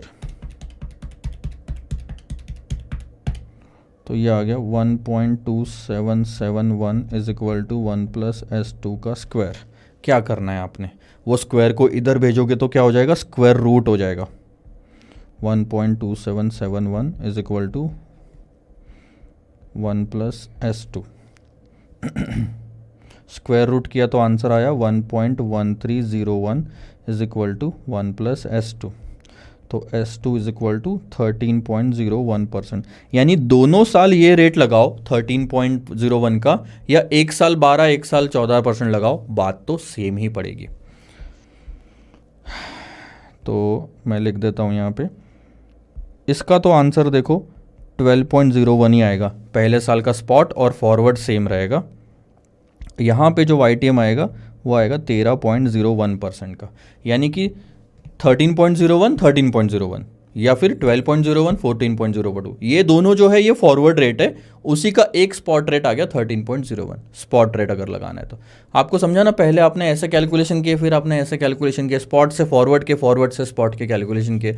This question is very important, भले ही छोटा और आसान है लेकिन इंपॉर्टेंट है कंसेप्चुअल क्लैरिटी के लिए, इससे बहुत सारी चीज़ें हमारी क्लियर हो जाती है। अब आते हैं सर क्वेश्चन नंबर 7 की तरफ, थोड़ा ध्यान देना। From the following data for government securities calculate the forward rate, वापस वही निकालना है, ठीक है। मेच्योरिटी 1 साल 2 साल 3 साल की है, अब हर साल अगले इसमें भी है क्या, कुछ नहीं है। तो देखो कितना आसान है क्वेश्चन, मैं ये होमवर्क दे रहा हूँ आपको। अच्छा नहीं, ये होमवर्क नहीं आएगा, इसमें actually cash flows and all सब आएंगे, तो ये तो काफ़ी इंटरेस्टिंग बनने वाला है सर क्वेश्चन, नया कुछ सीखेंगे हम इसके अंदर में। तो एक काम करता हूँ, एक छोटा सा ब्रेक लेता हूँ, उसके बाद आता हूँ सर और क्वेश्चन नंबर 7 शुरू करेंगे। See you. Okay, so welcome back after this break. और क्वेश्चन नंबर 7 शुरू करने से पहले मैं आपको कुछ चीज़ें दिखाना चाहता हूँ। हम जाएंगे सर हमारे वॉल्यूम 1 में और कुछ पुराना याद करेंगे। सिक्योरिटी वैल्यूएशन में जो क्वेश्चन नंबर 69 हमने देखा था वो थोड़ा सा देख लो क्या है, 68 और 69, ठीक है। अब हमने क्या देखा था, इसमें हमको कैलकुलेट करना था आज की market price, evaluate the expected market price of the bond. और वो हम कैसे निकालते थे, याद करो थोड़ा सा, फ्यूचर कैश फ्लोज जो होती थी ना, जैसे बॉन्ड में डाल रहे तो इंटरेस्ट मिल रहा है हर साल, इक्विटी में डालेंगे तो डिविडेंड मिलेगा हर साल। तो फ्यूचर कैश फ्लोज को हम डिस्काउंट करके लाते थे और वो होती थी हमारी मार्केट प्राइस। ठीक है, अब बात आती थी डिस्काउंटिंग रेट की। तो इस वाले क्वेश्चन में याद करना, स्पॉट यील्ड था तो डिस्काउंटिंग रेट हमने ये अपनाया 1, 2, 3, 4, 5। अगर 5 साल से कैश फ्लो को डिस्काउंट कम करना है तो 10.80% लगता था पूरे 5 साल के लिए। अब यहाँ देखो, पहले कैश फ्लो को हमने 12% से डिस्काउंट किया क्योंकि स्पॉट यील्ड 1 साल का 12 था। उसके बाद दूसरी कैश फ्लो को हमने 11.62 से डिस्काउंट किया और दोनों साल के लिए ये रेट लग रहा था ना। स्पॉट का मतलब क्या है, आज से दोनों साल, तो इसको 2 साल से खींचना है। अगर दूसरे साल की कैश फ्लो है 90 रुपये का जो इंटरेस्ट, तो उसके लिए हमने 11.62% टू द पावर 2 करा। दोनों साल ये लगा, फिर तीनों साल ये लगा, ऐसे करते हुए हमने सॉल्व करा। अब एक और चीज़ ध्यान दो, यही क्वेश्चन अगर हम एक क्वेश्चन पीछे जाते हैं और ये वाला क्वेश्चन देखते हैं जिसमें हमको मार्केट प्राइस निकालनी थी बट हमको स्पॉट रेट नहीं फॉरवर्ड रेट दिया था, तब हम कैसे निकालते थे? फॉरवर्ड रेट तो एक ही साल लगा सकते हो सर, पहले साल का पहले साल, दूसरे साल का दूसरे साल, तीसरे साल का तीसरे साल। तो हमारे 3 स्पॉट फॉरवर्ड रेट जो निकले थे, first, second and third year. ध्यान देना, पहला 1 साल, 2 साल और 3 साल नहीं लिखा है, फर्स्ट और सेकंड लिखा है। 2 साल और सेकंड ईयर में बहुत डिफरेंस होता है। 2 साल यानी पूरे 2 साल, सेकंड ईयर यानी सिर्फ सेकंड ईयर। तो ये तीनों रेट हो गए। तो हमने कैश फ्लोज को कैसे डिस्काउंटिंग करा था वहाँ पे और क्वेश्चन नंबर 69, एक सेकंड, हैंग हो गया।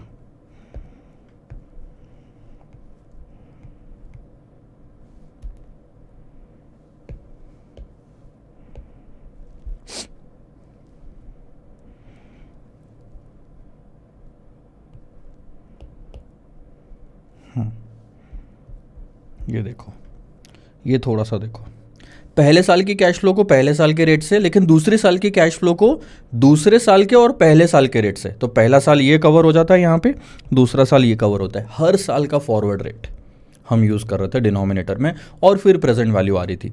उस क्वेश्चन में आपको फॉरवर्ड रेट्स दिए हुए थे तो आप प्रेजेंट वैल्यू निकाल रहे थे, ये वाली। मैं क्या कह रहा हूँ, आपको ये दिया है, आपको हर साल के एंड की कैश फ्लो दी है और फॉरवर्ड रेट निकालना है, तो क्या आप निकाल सकते हो? बहुत आसान है, सेम चीज़। तो अब हम क्या करने वाले हैं, ध्यान देना, क्वेश्चन नंबर 7 में तरीका क्या रहेगा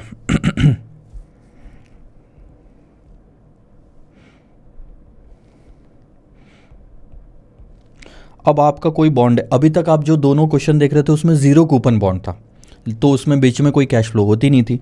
लेकिन एक यहाँ की प्राइस आपको दी है, मान लो आपने 100 रुपये इन्वेस्ट करा, फिर आपको 10 रुपये 10 रुपये 10 रुपये मिल रहे हैं। अच्छा, मान लो कि मार्केट प्राइस है 90 रुपये, 90, और बाद में यहाँ भी 10 मिला और यहाँ 100 मिल गया, रिडम्पशन। तो अब फॉरवर्ड रेट्स हमको निकालना है। तो सबसे पहले हम क्या करेंगे, एक एक करके सॉल्व करेंगे। ध्यान रखना कि सेकंड ईयर को आप पहले डिस्काउंट नहीं कर सकते, क्योंकि सेकंड ईयर को सिर्फ यहाँ तक लाया जा सकता है और यहाँ से वापस यहाँ लाने के लिए पहले साल का रेट लगेगा। तो स्टेप बाय स्टेप हमको पहले forward rate for first year, second year, third year और फिर फोर्थ ईयर निकालना पड़ेगा। तो ये निकालने के लिए ध्यान देना, सिर्फ हमें 1 साल की कैश फ्लो चाहिए, आज की और 1 साल के एंड की। तो हम 1 साल वाला बॉन्ड लेके F1 निकालेंगे, ठीक है। उसके बाद हम 2 साल वाला बॉन्ड लेंगे, ध्यान देना, आज से 2 साल। F1 हमारे पास ऑलरेडी था, ये सारी कैश फ्लोज हमारे पास ऑलरेडी होगी। F2 भी निकाल लेंगे। फिर F1 और F2 लेके हम अगली बार 3 साल का बॉन्ड लेंगे, फिर F3 निकालेंगे। फिर अगली बार 4 साल का बॉन्ड लेंगे, फिर F4 निकालेंगे, जिसमें F1, F2, F3 हमारे पास पता होगा। इक्वेशन कैसा बनेगा मैं आपको स्टेप बाय स्टेप बताता हूँ। Current market price is nothing but the present value of future cash flows. तो कैश फ्लो पहले साल की 10 रुपये डिवाइडेड बाय पहले साल का रेट 1 + F1। कैश फ्लो दूसरे साल की 10 रुपये या जो भी इंटरेस्ट होगा divided by 1 + F1 into 1 + F2। अब मानते हो इस बात को? अगर स्पॉट रेट होता तो हम लेते 1 + S2 इंटू 1 + S2, तो स्क्वायर हो जाता। यहाँ स्क्वायर नहीं होगा, अलग अलग लिखना पड़ेगा।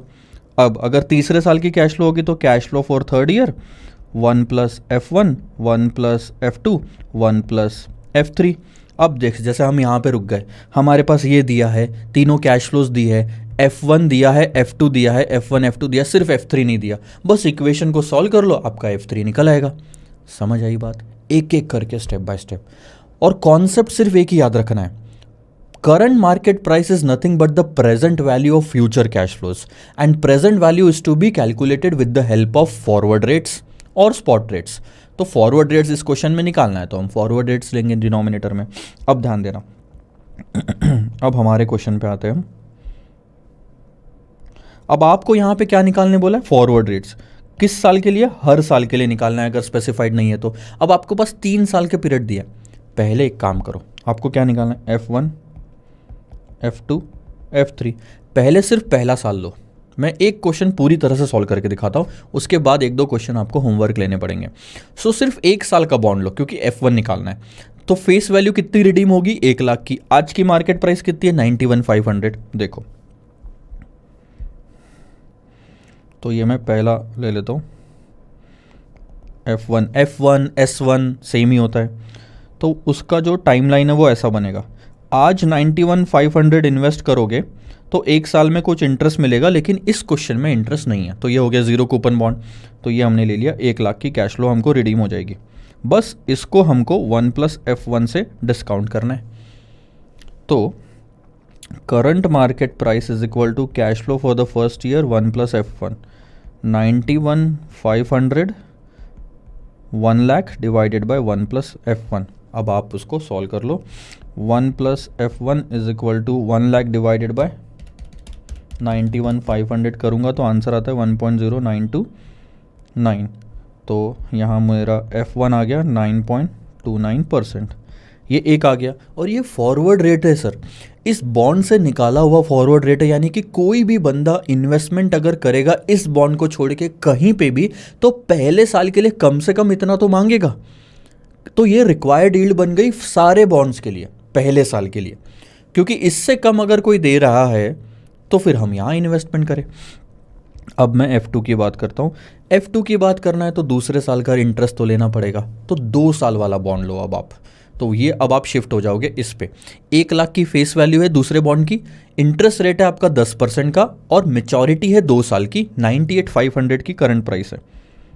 1 2 ध्यान देना, 98,500 इन्वेस्ट करो, 10% इंटरेस्ट मिलेगा। कूपन रेट है ये तो आपका 10%, ये तो फेस वैल्यू पे लगता है। तो आपको हर साल कितना मिलेगा, 10,000, और यहाँ मिलेंगे 1,10,000 रिडम्पशन वैल्यू और इंटरेस्ट वापस आएगा। अब आप क्या करोगे सर, सिंपल सी बात है, इसको F1 से डिस्काउंट करेंगे, इसको F2 से डिस्काउंटिंग करेंगे। ऐसा ले लो, इसको F1 से, इसको F2 और F1 दोनों से। या फिर अगर मैं ऐसा निकाल के दिखाऊं तो ये ज़्यादा समझ आएगा आपको। ये प्रेजेंट वैल्यू आएगी और ये भी प्रेजेंट वैल्यू आएगी। तो ये तो हो गया 1+F1, ये भी 1+F1 और 1+F2। 2 साल से डिस्काउंटिंग करना है ना। अब आपके पास F1 ऑलरेडी है, ये वाला 9.29% आप यहाँ पे रख सकते हैं। सर ये 9.29% इस बॉन्ड का रिटर्न थोड़ी है, वो तो पुराने बॉन्ड का रिटर्न था, आप वापस गलती कर रहे हो। 9.29% will automatically become the investors required return. अब इस बॉन्ड से कोई लेना देना नहीं है, क्योंकि एक अपॉर्चुनिटी हमारे पास इस बॉन्ड में इतना कमाने की है, तो हर बॉन्ड में कम से कम हम इतना तो मांगेंगे ही मांगेंगे। तो 9.29% अगर इस बॉन्ड में हम पहले साल ले लेते तो दूसरे साल का क्या रिटर्न हुआ ये हम निकाल सकते हैं। तो इसमें F2 निकालना है। देखो 98,500 इज इक्वल टू पहले साल की कैश फ्लो डिवाइडेड बाय पहले साल का रेट, प्लस दूसरे साल में कैश फ्लो 1,10,000 होगी, डिवाइडेड बाय F1+F1 1+F2। अब 98,500 10,000 डिवाइडेड बाय 1.0929 पहले साल का rate, 1,10,000 divided by 1.0929 into 1+F2। क्या है इक्वेशन को सॉल्व करने में, आसानी से सॉल्व हो जाएगा। 10,000 सो ये आता है आपका 98,500 इज इक्वल टू 9149.97 प्लस, अब 1,10,000 डिवाइडेड बाय 1.0929 भी कर लेता हूँ तो एटलीस्ट कुछ तो हिस्सा सॉल्व हो जाएगा, डिवाइडेड बाय 1+F2। बस पहले वाले पार्ट को इधर लाओ, उसके बाद देखो क्या होता है, कैसा दिखता है कैलकुलेशन। तो अब दिक्कत बननी नहीं चाहिए। अब ये ऐसा दिख रहा है, आप 1 प्लस F2 को इधर ले जाओ, इसको इधर लेके आ जाओ और 1 में से माइनस कर दो। 1,00649.65 डिवाइडेड बाय 89,350.03 माइनस 1 इंटू 100, तो आपका आंसर आ गया 12.65%। अरे तो अब आपका पहले साल का भी रेट आ गया, दूसरे साल का भी रेट आ गया। ऐसे ही अब आपको तीसरे साल वाला करना है। F3 में क्या करोगे, करंट मार्केट प्राइस, ध्यान देना, current market price, cash flow ले लो पहले साल की, तीसरे साल का बॉन्ड आएगा तो इंटरेस्ट बदल जाएगी, गलती से ये इंटरेस्ट मत ले लेना, आप जो आपको यहाँ दिया हुआ है उसका इंटरेस्ट रेट लेना। Cash flow for first year 1 plus F1, cash flow for second year आप क्या करोगे यहाँ पे 1 plus F1 1 plus F2 plus cash flow for third year, यहाँ पे रिडम्पशन भी आ जाएगा 1 plus F1 1 plus F2 1 plus F3। अब आपको मतलब समझ में आएगा कि हम पहले F3 निकाल ही नहीं सकते थे क्योंकि हमारे पास F1 और F2 नहीं होंगे। फिर पहले F1 निकालो, फिर F2 निकालो, फिर F3 निकालो, क्योंकि हर बात के कैलकुलेशन में पुराने कैलकुलेशन की ज़रूरत पड़ रही है। ये तो समझ आ गया आपको। चलो आगे की कैलकुलेशन आपके हवाले है। ये देखो 9.29%, 12.63%, मेरा 65 आया था, यहाँ 11%, ये भी वैसे ही, ये पहले साल, ये दूसरे साल, ये तीसरे साल। यहाँ पे R3 रख लिया इन्होंने, यहाँ पे R2 रख लिया था। आया समझ में कैसे करना है। Present value of future cash flows, और प्रेजेंट वैल्यू के लिए जो रेट लगने हैं वो फॉरवर्ड रेट एक एक करके निकालने हैं। ये भी सेम क्वेश्चन है, कंसिडर क्वेश्चन नंबर 8, देख लो सेम क्वेश्चन है, इसमें भी आपको फॉरवर्ड रेट्स निकालने हैं। 4 बार दिया है तो इसमें बस कैलकुलेशन आपके बढ़ जाएंगे। एक अपडेट करना है क्योंकि ये स्टडी मटेरियल का क्वेश्चन है तो कुछ इसमें गलतियाँ है क्वेश्चन में, तो एक तो आप ये हटा दो, पूरी तरह से इग्नोर करो, इस पर ध्यान मत देना और ये भी आप ज़ीरो कर दो। क्वेश्चन इंस्टीट्यूट के मटेरियल में 12.40 दिया हुआ है लेकिन लिया उन्होंने 0% ही है आंसर में, तो ये 2 अपडेट आपको करने हैं। मैं ये देखो यहाँ पे लिया उन्होंने 0 कूपन बॉन्ड है, तो that's a mistake in the printing mistake in the institute's material as well, और वो का वो कॉपी हो गया। तो अगली बार मैं इस चीज़ को ठीक कर दूंगा, मैं भी मार्किंग कर लेता हूँ ताकि ठीक हो जाए अगली बार। तो ऐसे आप सॉल्व कर लोगे। इसके बाद ये वाला क्वेश्चन भी मैं आपके ऊपर छोड़ रहा हूँ। तो एक मैंने कराया, 2 क्वेश्चन एग्जैक्टली सेम है, 8 और 9, वो भी 4 साल के। यहाँ देखना बराबर 0% दिया है, कोई भी यील्ड का नहीं दिया है यहाँ पे कंफ्यूज करने के लिए। तो यहाँ पे आप फॉरवर्ड रेट निकाल सकते हो, पहले साल का निकालना, फिर दूसरे, तीसरे, चौथे साल का, ऐसे एक एक करके आप निकालोगे। फॉर्मूला वही रहेगा सर तीनों केस में। सो प्रैक्टिस के लिए काफ़ी ज़्यादा अच्छा है। अब बारी आती है, अब आपको थ्योरेटिकल रेट तो निकालना आ गया, अब बारी आती है सर कि थ्योरेटिकल रेट जो हम निकाल रहे हैं, जैसे 12.80% भी हो गया, इसको हम एक्चुअल मार्केट रेट से कंपेयर करेंगे। फॉरवर्ड रेट जो है, जो हम पहले 4 क्वेश्चन में देख रहे थे, और फिर देखेंगे कि कोई आर्बिट्राज अपॉर्चुनिटी है क्या। आइए देखते हैं सर क्वेश्चन नंबर 10, और उसके पहले मेरे हिसाब से हम थोड़ा सा आर्बिट्राज के बारे में जान लेते हैं। आइए अच्छा देखो, अब क्या करेंगे हम, मान लो कि हम थ्योरेटिकल फॉरवर्ड रेट निकाल लेते हैं, तो 2 चीज़ें सर पॉसिबल है।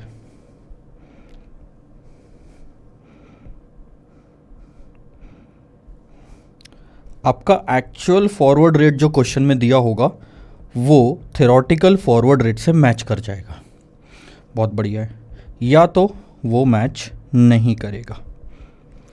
और भी बढ़िया है, कैसे बताता हूँ अगर मैच कर गया तो हम क्या बोलेंगे sir, forward is correctly valued, और अगर मैच नहीं करा तो फॉरवर्ड इज नॉट और करेक्टली वैल्यूड।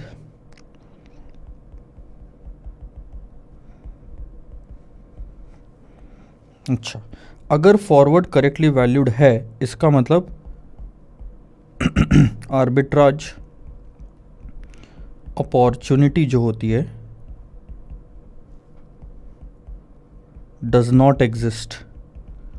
मैंने आपको बताया था कि 121 लेके 121 देने में क्या फ़ायदा, आर्बिट्राज अपॉर्चुनिटी एग्जिस्ट ही नहीं करती। मैंने जो आपको एग्जांपल दिया था, वापस जाता हूँ वहाँ पे, ये याद आ रहा है आपको, जो हमने अभी थोड़ी देर पहले देखा था कि 120 बोरो करोगे 121 मिलेगा, कोई फ़ायदा ही नहीं होएगा। ये कब हो सकता है?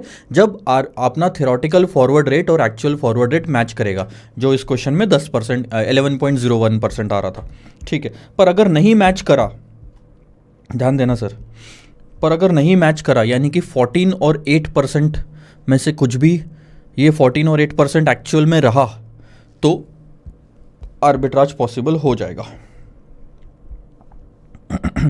यहाँ पे मैं लिख देता हूँ लगे तो, आपका एक्चुअल फॉरवर्ड रेट अगर 11.01% रहा, थेरोटिकल भी हमारा 11.01% आया, तो नहीं पॉसिबल, क्योंकि 121 रुपये लेके 121 देने में कोई मतलब नहीं है। बट अगर ऐसी सिचुएशन रही तो क्या होगा? आपका arbitrage is not correctly valued. अब ये कैसे? दो केसेस में जो हमने देखा था वो वाला ले लेता हूँ मैं। एक तो था 14% वाला एक्चुअल रेट, एक तो था 8% वाला, और हमारा थेरोटिकल आएगा 11.01%। तो 14 भी मैच नहीं करता, 8 भी मैच नहीं करता। तो अब क्या होगा कि आर्बिट्राज अपॉर्चुनिटी ओपन अप हो जाएगी। आर्बिट्राज अपॉर्चुनिटी यहाँ पे एग्जिस्ट करती है। अब अगर आर्बिट्राज अपॉर्चुनिटी एग्जिस्ट करती है तो दो चीज़ें हो सकती है सर।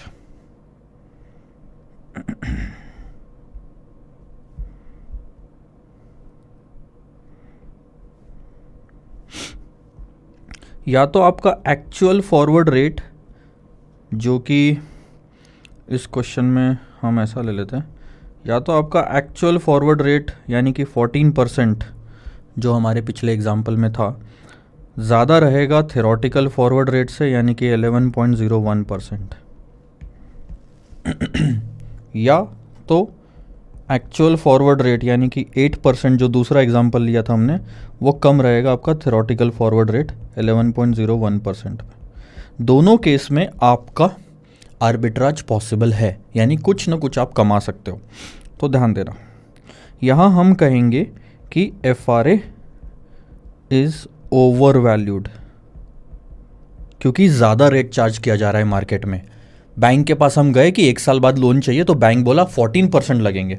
हमने दिमाग लगाया ये तो बहुत ज़्यादा है, तो हमने उसी रेट पे इन्वेस्टमेंट कर दिया 14 पे। ओवर वैल्यूड है। ओवर वैल्यूड का मतलब क्या होता है? Cell FRA।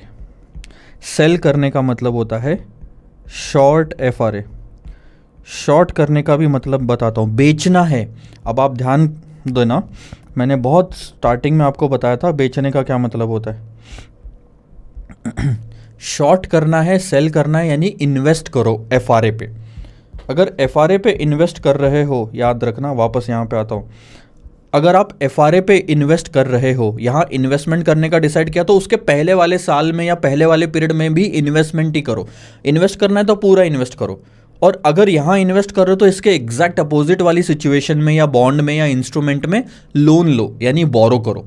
आर्बिट्राज में क्या होता है? अभी भी कॉन्सेप्ट वही है, सस्ता खरीदो महंगा बेचो। जब आपने इस मार्केट में महंगा बेचने का डिसाइड कर लिया, तो इस मार्केट में सस्ता खरीदो तो सही, यानी कि बोरो करो। तो दो चीज इसके साथ और आएगी जब आपने इसको बोला सेल करना है। सेल करना है यानी कि शॉर्ट करना है, यानी कि इन्वेस्टमेंट करना है इस 1 साल के लिए, तो इस पीरियड के लिए भी इन्वेस्टमेंट ही चूज करो। ठीक है, इन्वेस्टमेंट चूज करो। और ये इन्वेस्टमेंट आएगा कहाँ से? तो यहाँ पे आप बोरो करो। स्पॉट पे मैं 100 रुपये बोरो करूंगा, यहाँ इन्वेस्ट करूंगा, वो इन्वेस्टमेंट मुझे यहाँ पे वापस मिल जाएगी 109 रुपये। मैं फिर से इन्वेस्ट करूंगा FRA रेट पे अगले 1 और साल के लिए। तो मेरा पूरा फेज ये इन्वेस्टमेंट में ही जा रहा है। कहीं बीच में वापस मिल रहा है तो मैं वापस इन्वेस्टमेंट कर दे रहा हूँ, और ये पूरा फेज बोरोविंग में जा रहा है। अल्टीमेटली 121 रुपये पेमेंट करना पड़ेगा, 124 मिलेगा, तो ये प्रॉफिट होगा। देखो, तो यहाँ पे मैं कुछ चीज़ें लिख देता हूँ। शॉर्ट FRA का मतलब हो गया invest at FRA and invest in previous period as well, उसके 1 साल पहले भी। और इसके एग्जैक्ट अपोजिट क्या करना है?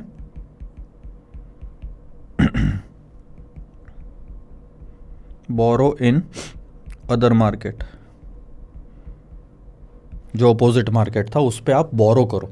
ठीक है, तो आपने यहाँ से बोरो किया, यहाँ इन्वेस्ट किया, इस प्रीवियस पीरियड में, और एफआरए में भी आपने शॉर्ट सेल पोजीशन ले ली। तो अब आप यहाँ पे क्या करोगे, at maturity settle all open position and enjoy arbitrage gain. Simple सी बात है, सारी पोजीशन जो आपने बोरो किया उसको रीपे कर दो, इन्वेस्ट किया वो वापस मिल जाएगा, और ये जो आपने शॉर्ट किया उसको वापस क्लोज कर दो, तो सेटलमेंट होएगा, खत्म। इन्वेस्ट, आपको आर्बिट्राज गेन ही आएगा सर, ये कन्फर्म है, लॉस नहीं आएगा। अब मैं दूसरे साइड लेता हूँ, अगर आपका, अच्छा एक और चीज़, 90% क्वेश्चन में ये सिचुएशन आएगी यहाँ पे जब आप एफआरए बेचोगे, ठीक है। आगे भी आप देखते जाओगे कि अपना मैक्सिमम जब भी आर्बिट्राज की बात आएगी तब ये वाली सिचुएशन ज़्यादा आती है, ये वाली कम आती है, बट फिर भी ध्यान देना आप। इस केस में हम क्या बोलेंगे, जब मार्केट में वो लोग 8% चार्ज कर रहे हैं तो हम बोलेंगे कि sir FRA is under valued, यानी सस्ता मिल रहा है। अब सस्ते पे आप लोन लेना पसंद करोगे या देना पसंद करोगे, लेना पसंद करोगे, तो हम क्या बोलेंगे, बाय एफआरए। बाय करना मतलब लॉन्ग एफआरए। और अच्छा, आपको ये भी बताया पहले वाले लेक्चर में कि लॉन्ग का मतलब होता है बोरो करना, लोन लेना, बोरो एट एफआरए।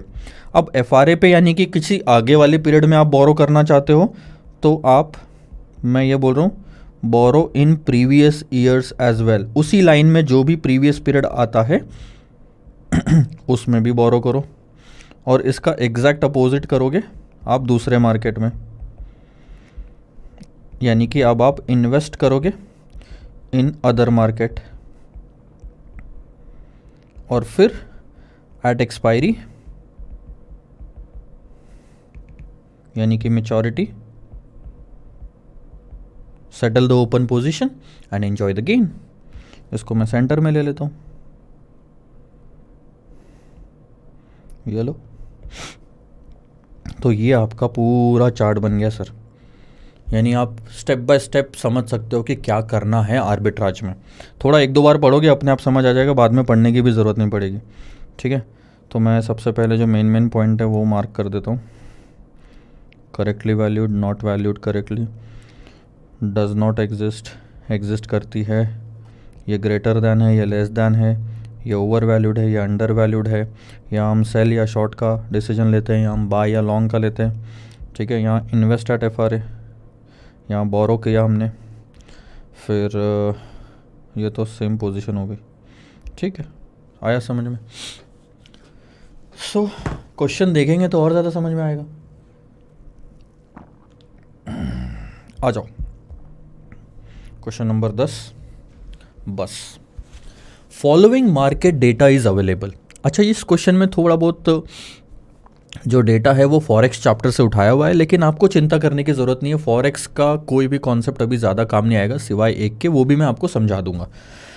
मैक्सिमम पार्ट ना इंटरेस्ट रेट रिस्क मैनेजमेंट का ही है। अब मेरा बस चलता तो मैं इस क्वेश्चन को फॉरेक्स में डालता, पर वापस से ये सब समझाना पड़ता, मतलब पूरा वापस इंटरेस्ट रेट रिस्क मैनेजमेंट में आता, आपको ये पूरा चार्ट समझाता, जबकि वहाँ पे ज़रूरत अलग है उसकी।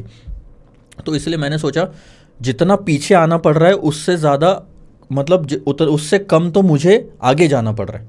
वहाँ जाने के उस चैप्टर में ये क्वेश्चन लेना यानी बहुत कुछ पीछे का समझाना, और इसी चैप्टर में इस क्वेश्चन का लेना यानी थोड़ा सा आगे का समझाना, तो वो ज़्यादा आपके लिए इजी जाएगा समझने के लिए। अब आप देखो, आपको ना स्पॉट रेट दिया है USD/JPY 116। इसका मतलब क्या होता है मैं आपको बता देता हूँ। ये जो पहले के दो लेटर होते हैं ये कंट्री कोड होता है, इसे कहते हैं कंट्री कोड। अब US का मतलब हो गया यूनाइटेड स्टेट्स और JP का मतलब हो गया जापान। इससे आपको पता चलता है कि कौन सी कंट्री की करेंसी है वो, ठीक है। और ये जो आखिरी का लेटर होता है ना, ये होता है वो उस कंट्री की करेंसी। D का मतलब डॉलर, Y का मतलब येन, तो इसे हम बोलेंगे US डॉलर, इसे हम बोलेंगे जापानीज येन। अच्छा, अब ये 116 है, इसको पढ़ते कैसे हैं मैं बताता हूँ। पढ़ने का ना एक तरीका होता है, यहाँ से लेके यहाँ तक ऐसे 116 जापानीज येन $1 के लिए, तो ये जो इधर लिखा है ना इसे $1 कहते हैं, और ये जो जापानीज येन है उसकी करेंसी उधर है 116 जापानीज येन $1 के लिए। ये है स्टैंडर्ड तरीका पढ़ने का। बट इंस्टीट्यूट ने बहुत बार कंफ्यूज करा है फॉरेक्स वाले चैप्टर में, ₹पर 65 लिख दिया, तो ऐसे टाइम पे अब ये इधर से पढ़ा जाता है ₹65 पर डॉलर, ₹पर इज 65। तो आईएसओ कोड में लिखा रहा, आईएसओ कोड कहते हैं इसे, इंटरनेशनल स्टैंडर्ड है ये तो आईएसओ कोड में लिखा रहा तो ऐसे पढ़ेंगे, और नॉर्मल सिंबल में दिया रहा, रुपी जैसे सिंबल है तो ऐसे पढ़ो उसको। इनके अलावा भी इन दोनों का कभी इन्होंने मिक्सचर करा है कि आईएसओ कोड में भी कोटेशन वैसा दिया है, तो यहाँ पे हमें थोड़ा प्रैक्टिकल नॉलेज लगेगा कि कभी भी ध्यान देना इस चीज़ को, जैसे यूएसडी INR ये 65 है, और कल जाके आपको INR USD कोई क्वेश्चन में 65 आ गया तो उसको ऐसा मत पढ़ो। सही है पढ़ना, थंब रूल के हिसाब से सही है, लेकिन हमें पता है कि $65 में एक INR नहीं आता। जब प्रैक्टिकलिटी पता है तो उसको फिर सही लेके जाओ और नोट दे दो क्वेश्चन में। चलो इन सब के बारे में तो आप फॉरेक्स में पढ़ोगे ही बहुत कुछ। अब आगे आ जाओ, इसका अब आगे जाके कोई इस्तेमाल नहीं है 116 का। यहाँ आ जाओ, डिपॉजिट रेट पर एनम है ये रहा, ठीक है, यूएसडी और जापानीज येन। मतलब अगर आप 3 महीने के लिए डॉलर वाली करेंसी में डिपॉजिट करना चाहते हो तो साल भर का रेट 4.5 लगेगा, और जापानीज येन की करेंसी में करना चाहते हो तो 0.25। लेकिन अगर आप ज़्यादा महीनों के लिए डिपॉजिट करना चाहते हो तो डॉलर में ज़्यादा रेट मिल रहा है, लेकिन जापानीज येन में नहीं मिल रहा। जापानीज येन वाली करेंसी में 3 महीने के लिए डिपॉजिट करो या 6 के लिए करो, इंटरेस्ट रेट सेम मिल रहा पर एनम, दोनों पर एनम है। ठीक है सर, ओके।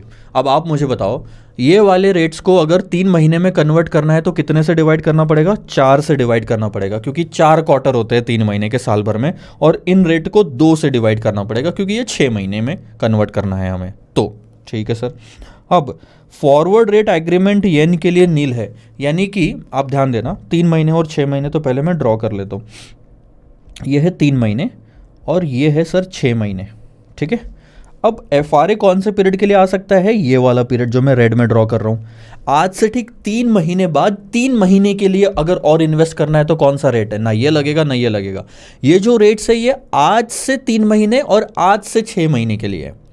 बट आप बोलोगे सर कि मैं आज से ठीक 3 महीने बाद और 3 महीने के लिए इन्वेस्टमेंट करना चाहता हूँ, तो जापानीज येन में ऐसा कोई भी कॉन्ट्रैक्ट अवेलेबल नहीं है। हाँ, डॉलर में मिल जाएगा। अब देखो, अब आपको क्या बताना है, what should be the 3 months FRA rate at 3 months forward, यानी कि ध्यान देना, आज से शुरू होगा और आज से 3 महीने में शुरू होगा और 6 महीने में ख़त्म होगा, तो इसे हम क्या बोलेंगे? हम बोलेंगे सर 3/6 FRA। ये समझा आपको? 3 यानी आज से जो शुरू हो रहा है पीरियड, और 6 यानी आज से जो ख़त्म हो रहा है। तो जो बोरोइंग का या डिपॉजिट का पीरियड होगा वो इन दोनों के बीच का गैप आता है, यानी कि 6 महीने माइनस 3 महीने, यानी कि ये रेड वाला एरिया, इस पीरियड के लिए कर रहे हो। लेकिन इसे लिखा ऐसे जाता है कि आज से 3 महीने बाद चालू होगा लोन या डिपॉजिट का पीरियड, और आज से ठीक 6 महीने बाद ख़त्म हो जाएगा। अच्छा, एक और चीज़ मैं आपको रिवाइज करा देता हूँ। FRA की स्टार्टिंग यहाँ से होती है, FRA की एंडिंग यहाँ से होती है, और जहाँ FRA की एंडिंग होती है वहाँ डिपॉजिट या बोरोइंग की स्टार्टिंग होती है, और उस डिपॉजिट या बोरोइंग की एंडिंग यहाँ होती है।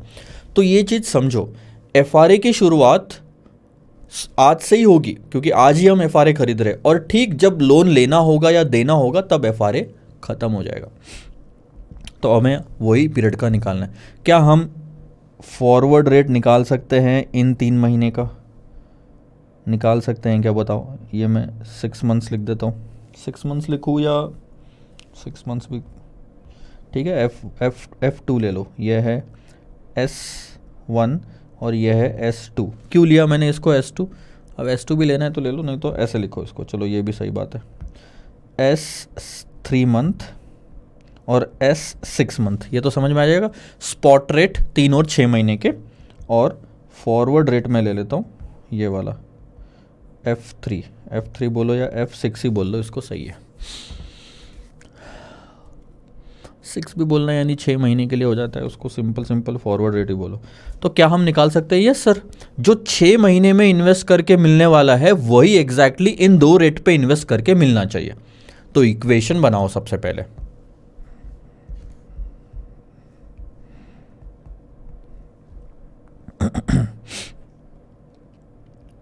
1 + S 6 month is equal to 1 + S 3 month और 1 + F। सिंपल, ये आप 3 और 3 महीने ले लो, बाद के 3 महीने। तो अब ध्यान देना, क्या 6 महीने का रेट कौन सा है? अच्छा, पहली बात तो आप इसको भूल जाओ, क्योंकि इसके लिए तो FRA नील है, तो हमको निकालना किस में? सिर्फ डॉलर में। तो वो है 5% रेट। अब मैं क्या ऐसा लिख सकता हूँ, 1 + 0.05 डिवाइडेड बाई 2, क्योंकि मुझे ये साल भर का रेट दिया है, 2 महीने में कन्वर्ट करना है, सॉरी 6 महीने में कन्वर्ट करना है। अब इसके बाद स्पॉट रेट अगर आप यहाँ से लोगे तो 1 + 0.045 ये है साल भर का रेट। इसको मैं 4 से डिवाइड करूँगा सर, क्योंकि मुझे इसे क्वार्टर में कन्वर्ट करना है, 3 महीनों में। और यहाँ पे ले लूँगा 1 + F3 डिवाइडेड बाई 4। तो जो अब F3 आएगा ना, वो साल भर का रेट आएगा, क्योंकि उसको डिवाइड करने के बाद 3 महीने का रेट बनता है वो। अब इस इक्वेशन को हम सॉल्व कर लेते हैं। 1.025 is equal to 1.01125 plus multiplied by 1 + F3 by 4।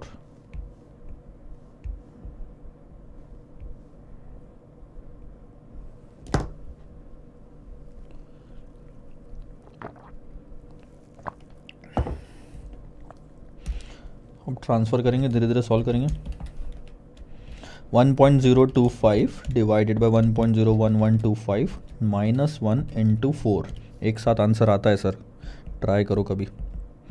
5.44%। Exam में टाइम बचेगा। यह है आपका आज से ठीक 3 महीने के बाद 3 महीने के लिए इन्वेस्टमेंट करने का rate, FRA for the next month. आया समझ में? ये देखना, 5% को 6 महीने में कन्वर्ट करा है, फिर 4.5 को 3 महीने में कन्वर्ट करा है। ठीक है, ये तो समझ आ गया, काफ़ी आसान था। अगला क्वेश्चन है आपका आर्बिट्राज का, ध्यान देना। और अगले क्वेश्चन, ये जो पहला वाला दूसरा वाला पार्ट है ना, इसका पहले पार्ट से कोई लेना देना ही नहीं है। फिर से 3 महीने 6 महीने हो गए, अब 6 महीने 12 महीने का खेल खेलेंगे।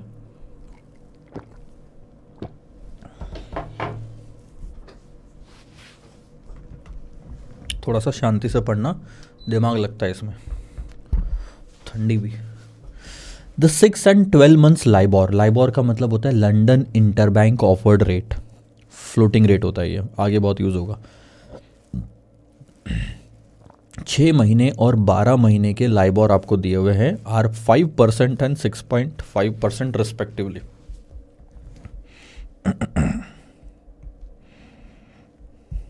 यहां ड्रॉ करता हूं, देखना।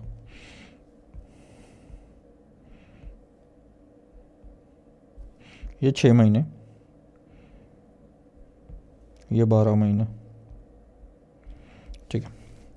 तो लाइबॉर फॉर 6 months जो आपको दिया हुआ है वो है 5%, और लाइबॉर फॉर 12 months जो आपको दिया हुआ है वो है 6.5%।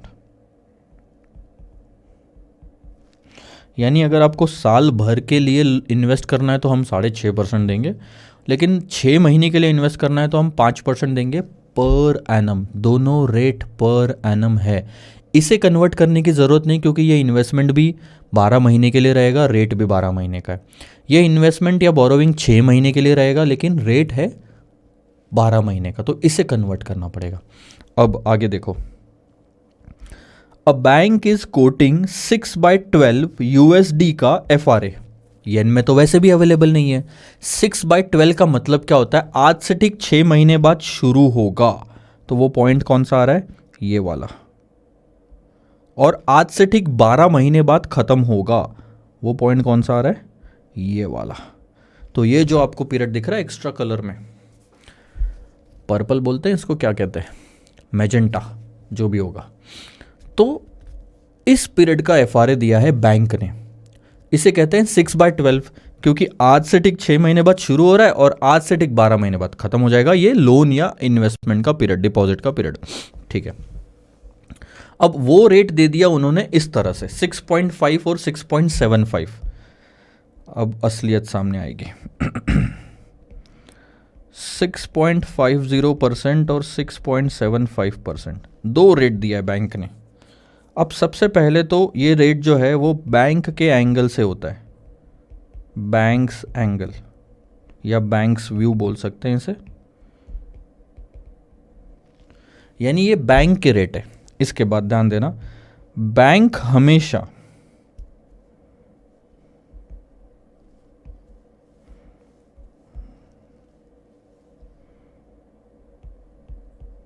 Bank will always buy cheap sell high. Bank हमेशा सस्ता खरीदेगी, महंगा बेचेगी। उनके बीच का जो प्रॉफिट होता है वही बैंक का, जो मार्जिन होता है वही बैंक का प्रॉफिट होगा। बैंक पता है क्या कैसे ऑपरेट करती है? बैंक आप लोगों से सेविंग्स लेती है, अपने पास जमा करती है, आपको 4% इंटरेस्ट देती है। वही पैसा बैंक मार्केट में लोन के रूप में दूसरों को देती है, बिजनेसेस को, उनसे 14% तक का इंटरेस्ट लेती है, 10 से लेके 14%। ठीक है, जो आपको 4% देती है, आप ही के पैसों पे वो 14% लेती है। तो जो 10% का गैप है बीच का, वो बैंक का प्रॉफिट होता है। तो बैंक हमेशा, ध्यान देना, आप अगर बैंक को पैसा दे रहे हो, आप दे रहे हो, तो बैंक ले रही है। बैंक का पैसा लेना यानी बाय करना। बैंक का बाय करने का मतलब क्या है? पैसा बाय करना। तो वो आपको कम रेट पे लेगी, बैंक खरीदेगी हमेशा कम रेट पे। तो ये वो 4% का रेट है जो बैंक आपको देती है, क्योंकि बैंक ने आपसे पैसा खरीदा है। और बैंक जब दूसरे को पैसा बेचती है यानी लेंड करती है, तो वो 14% तक का इंटरेस्ट लेते हैं। तो हमेशा सेलिंग रेट हाई होता है, ताकि खरीदने बेचने के बीच जो डिफरेंस आ रहा है वो उसका प्रॉफिट बने। अब ये जो दो रेट दिए जाते हैं, ये फॉरेक्स में आप बहुत बार देखोगे। फॉरेक्स में इसको बिड रेट कहा जाता है और इसको आस्क रेट कहा जाता है। और इसको उसको मत सोचो और लेफ्ट राइट मत करो, सिंपल, जो दोनों में से सबसे कम होता है वो बिड रेट होता है। एक क्वेश्चन है फॉरेक्स में जिसमें गलती से ये कम रेट इधर साइड आ गया था और बच्चे चिल्लाने लग गए थे। आंसर सही था लेकिन गलती से बस ये इधर आ गया। तो 99% ऑफ द टाइम पहला रेट जो दिया रहेगा वो कम ही रहेगा और उसे बिड कहते हैं। लेकिन लॉजिक ये है कि कम रेट बिड होगा, कम रेट बिड हो गया। अब इसका मतलब क्या है? ये है बैंक का बाइंग रेट और ये है बैंक का सेलिंग रेट। ठीक है, बाय करना, पैसों के एंगल में मुझे बताओ थोड़ा सा कि बाय करने का क्या मतलब होता है। बाय करने का मतलब क्या हो गया? बोरो। और सेल करने का मतलब क्या हो गया? इन्वेस्ट। इन्वेस्ट भी नहीं, आप लेंड कर लो। ठीक है, अब ये कौन बोरो कर रहा है? मैं, हम नहीं, बैंक। बैंक आपसे पैसा लेगी तो आपको इतना % इंटरेस्ट देगी। तो बैंक के लिए बोरोविंग रेट है, आपके लिए क्या हो गया? Deposit rate. अब ये हो गए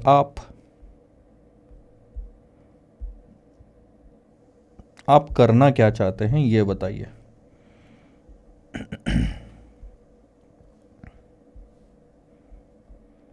अगर आप डिपॉजिट करना चाहते हैं बैंक के पास, तो बैंक आपसे बोरो करेगी, ये रेट लगेगा। अगर आप बैंक से बोरो करना चाहते हैं तो यस, बैंक आपको दे देगी, ये रेट लगेगा। तो जो चीज़ बैंक के एंगल से एग्जैक्टली अपोजिट आपके एंगल से, डिपॉजिट हो या इन्वेस्टमेंट बोलो, या एक तरह से आप लेंडिंग कर रहे हो, ठीक है ना, ऐसा। अब आप इसको ऐसा लेके चलो कि ध्यान देना, आपको अगर डिपॉजिट करना है तो बैंक को, इसका मतलब बोरो करना है, बैंक का बाइंग रेट लगेगा यानी कि बिड रेट 6.5% बैंक देगी, आप लोगे, क्योंकि आप डिपॉजिट कर रहे हो तो आपको मिलेगा पैसा, आपको मिलेगा इतना। बट आपको अगर लोन लेना है तो बैंक लेंड करेगी, आपको लेंड करेगी यानी कि बैंक पैसा बेचेगी आपको। पैसा बेचने का मतलब आस्क रेट, यानी कि ये, तो ये बैंक आपको चार्ज करेगी इंटरेस्ट। तो ये बैंक के जेब से जाता है, ये बैंक के जेब में आएगा इंटरेस्ट रेट। अब कैश इनफ्लो आउटफ्लो की अगर आप बात करो तो ये बैंक का कैश आउटफ्लो है, ये बैंक का कैश इनफ्लो है। हमेशा इनफ्लो ज़्यादा ही होगा तभी तो बैंक पैसा कमाएगी। ठीक है, ये मैंने स्टोरी बता दी। अब सबसे पहले तो आगे आगे क्या दिया है, is any arbitrage opportunity available. Arbitrage opportunity है कि नहीं है ये कैसे पता चलता है, जब एक्चुअल फॉरवर्ड रेट जो दिए क्वेश्चन में वो हम थ्योरेटिकल फॉरवर्ड रेट से कंपेयर करें। तो सबसे पहले क्या करेंगे सर, थ्योरेटिकल फॉरवर्ड रेट से हम उसे कंपेयर करेंगे। थ्योरेटिकल फॉरवर्ड रेट यानी कि अब हम कुछ नाम दे देते हैं यहाँ पे। ये हो गया स्पॉट रेट 6 महीने के लिए, ये हो गया स्पॉट रेट 12 महीने के लिए, ये हो गया फॉरवर्ड रेट अगले 6 महीने के लिए। ठीक है, इसको पहले 6 महीने से कंपेयर मत करना। तो फॉर्मूला क्या बनेगा, 1 प्लस स्पॉट रेट फॉर 12 महीने यानी 12 months is equal to 1 plus spot rate for 6 months into 1 plus forward rate for 6 months. सही लिखा है, हमेशा से ऐसे ही करते आए हो ना। साल भर का रेट है आपका 1.065 और 6 महीने का रेट है आपका 1 प्लस 0.05 डिवाइडेड बाई 2। सही लिख रहा हूँ, क्योंकि वो रेट तो साल भर का दिया है, उसे कन्वर्ट तो करना पड़ेगा 6 महीने में। 1 प्लस F6 डिवाइडेड बाई 2, ये भी साल भर ले लिया अब हमने न्यूमरेटर में। अब इक्वेशन को सॉल्व कर लो। 1.065 is equal to 1.025 into 1 plus F6 by 2। 1.065 1.025 minus 1 into 2 into 100। So ये आता है 7.81%। एक बार फिर से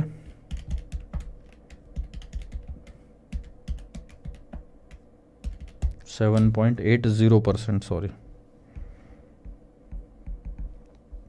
ये हो गया आपका थ्योरेटिकल फॉरवर्ड रेट। अब आप कंपेयर करो कि आपके जो एक्चुअल फॉरवर्ड रेट है उसमें से ना बिड ना आस्क दोनों ही कम है। 6.5 6.75% दोनों ही कम है आपके थ्योरेटिकल फॉरवर्ड रेट से, जो कि है 7.80%। देख लो, कोई भी रेट 6.5 भी नहीं, 6.75 दोनों ही कम है। तो इसका मतलब क्या है कि FRA is under valued. Bank ना सस्ते में दे रही है पैसा, बैंक सस्ते में दे रही है पैसा। क्या करोगे, उठा लो बाय FRA। अब आप ध्यान देना, मैंने जो चार्ट बताया था उसमें ये दूसरी वाली पोजीशन है। ये देखो, ये वाली पोजीशन है, अंडर वैल्यूड है, बाय कर लो FRA। इसका मतलब लॉन्ग हो जाओ FRA पे। लॉन्ग होना यानी कि आप बोरो करोगे उस रेट पे। अगर उस 6 महीने के लिए बोरो कर रहे हो तो उसके पहले वाले 6 महीने के लिए भी बोरो करो। और ये पैसा आप बोरो करके आज कहाँ डालोगे, 12 महीने वाले में।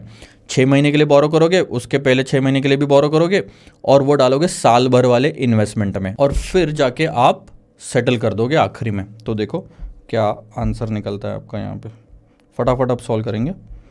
Bye FRA, that means you will go long on FRA पे बोरो करना है आपने। ठीक है, अब देखो क्या निकल रहा है, मैं यहाँ पे लिख रहा हूँ जो भी चीज़ आ रही है।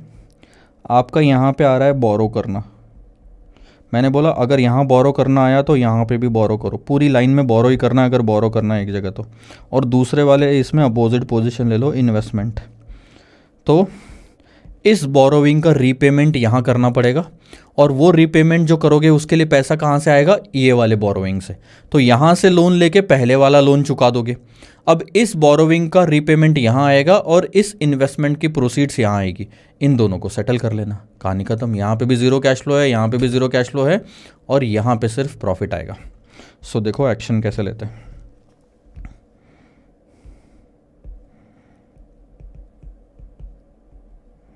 Arbitrage transactions. अब क्वेश्चन में दिया नहीं है कि कितना बोरो करना है। T0 पे borrow at spot for 6 months.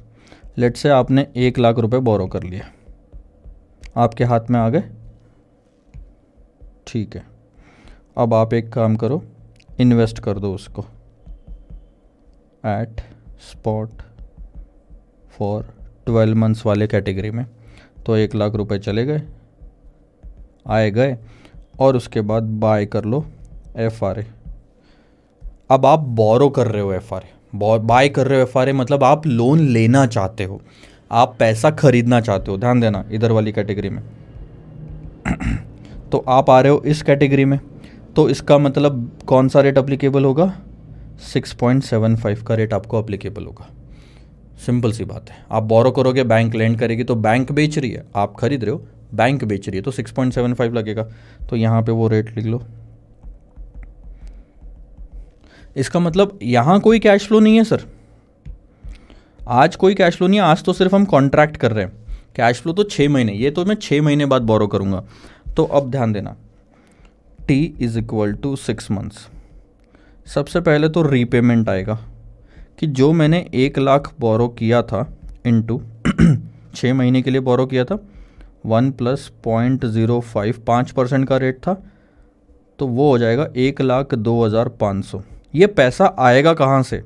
Exactly आप इसीलिए सेटिंग करके बैठे थे पहले इस ट्रांजैक्शन में। आपने बोला था कि ठीक 6 महीने बाद आऊँगा और मैं बोरो कर लूँगा। बोरो अंडर FRA, कितना बोरो करोगे? उतना ही जितना आपको पेमेंट करना है। और ये चीज़ आपको, ये जो कैश फ्लो होने वाले हैं, ये यहीं पे पता थे। तो आपने जब बाय किया FRA, तब जो प्रिंसिपल अमाउंट डिसाइड हुई थी वो 1,02,500 थी टाइम 0 पे, क्योंकि आपको पता था कि जब ये बोरो करा है तो 1,02,500 देना पड़ेगा, तो उतने का ही कॉन्ट्रैक्ट करा। अब उसके बाद 12 महीने कंप्लीट हो गए। एक चीज़ ध्यान देना, ये वाली पोजीशन इसके साथ ख़त्म हो गई है। आई बात समझ में? ठीक है। और ये वाली पोजीशन भी आपकी तो ख़त्म हो ही गई है वैसे, बट चलो ठीक है, वापस एक शुरू तो होगी। अब आते हैं इन्वेस्टमेंट प्रोसीड्स। आपने जो साल भर के लिए इन्वेस्ट करा था वो अब आपको मिल जाएगा। 1,01.06, 1,06,000 आपके हाथ में आएगा। और जो आपने बोरो किया था वो अब आपको रीपेमेंट करना पड़ेगा। कितना बोरो किया था? 6 महीने पहले 1,02,500 बोरो किए थे, ध्यान देना, इनटू 1 प्लस 0.0675। ये तो साल भर का रेट हुआ ना, बोरो तो सिर्फ 6 महीने के लिए किया था, तो उतना ही इंटरेस्ट पे करोगे। 0.0675 डिवाइडेड बाई 2 प्लस 1 इंटू 1,02,500, तो ये आता है सर 1,05,959। ठीक है, अब आप इसे सेटल कर लीजिए।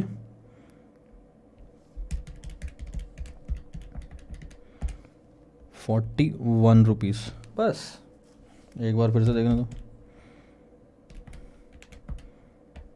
चिंदी पना है भाई ये तो।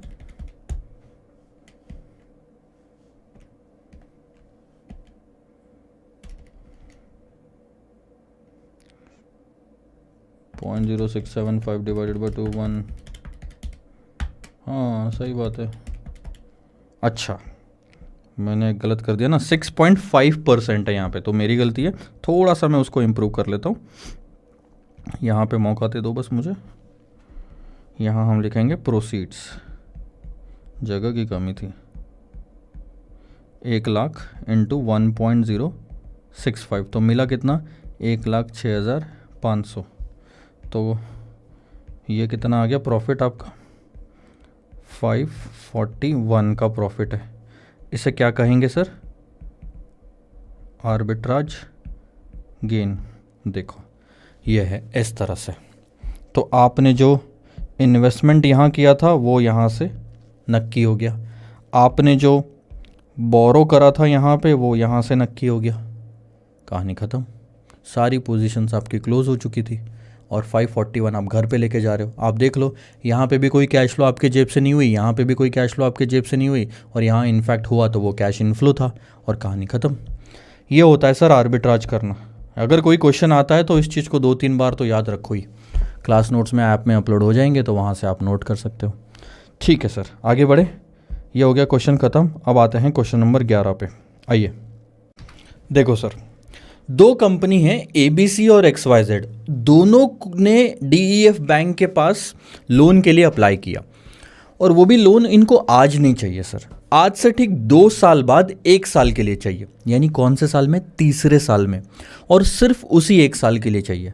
तो आज क्यों अप्लाई किया, बहुत सिंपल सी बात है। दोनों को डर है कि कहीं जब हम 2 साल बाद लोन लेने जाएंगे तो मार्केट में रेट बढ़ चुके होंगे और हमें रेट बढ़े हुए रेट पे लोन नहीं चाहिए, क्योंकि लोन की अमाउंट भी कोई छोटी मोटी नहीं है, पूरे 100 करोड़ रुपए हम लोन लेना चाहते हैं। तो दोनों कंपनीज बैंक के पास गई और बैंक को बोला कि 2/3 आज से ठीक 2 साल बाद शुरू होने वाला और 3 साल बाद खत्म होने वाला FRA हमें दे दो। ठीक है, तो बैंक ने कुछ नीचे दिए गए यील्ड कर्व आपको दे दिए, सबमिट कर दिया कि XYZ लिमिटेड और ABC लिमिटेड को बैंक अगर 1 साल के लिए लोन लेती है तो इतना चार्ज करेगी, आज से ठीक 2 साल के लिए लोन लेती है तो इतना चार्ज करेगी, 3 साल के लिए लेती है तो ये इतना चार्ज करेगी। ये जो टाइम दिया है ना, ये कुछ इस तरह से है।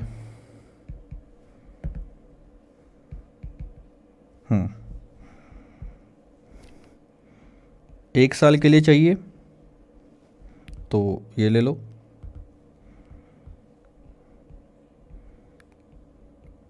2 साल के लिए चाहिए तो ये ले लो, और 3 साल के लिए चाहिए तो ये ले लो। ये जो तीनों रेट है सर, ये है सर S1, S2 और S3। आज से जो लोन चाहिए आपको, बट हमें पता है क्या कौन से पीरियड के लिए चाहिए।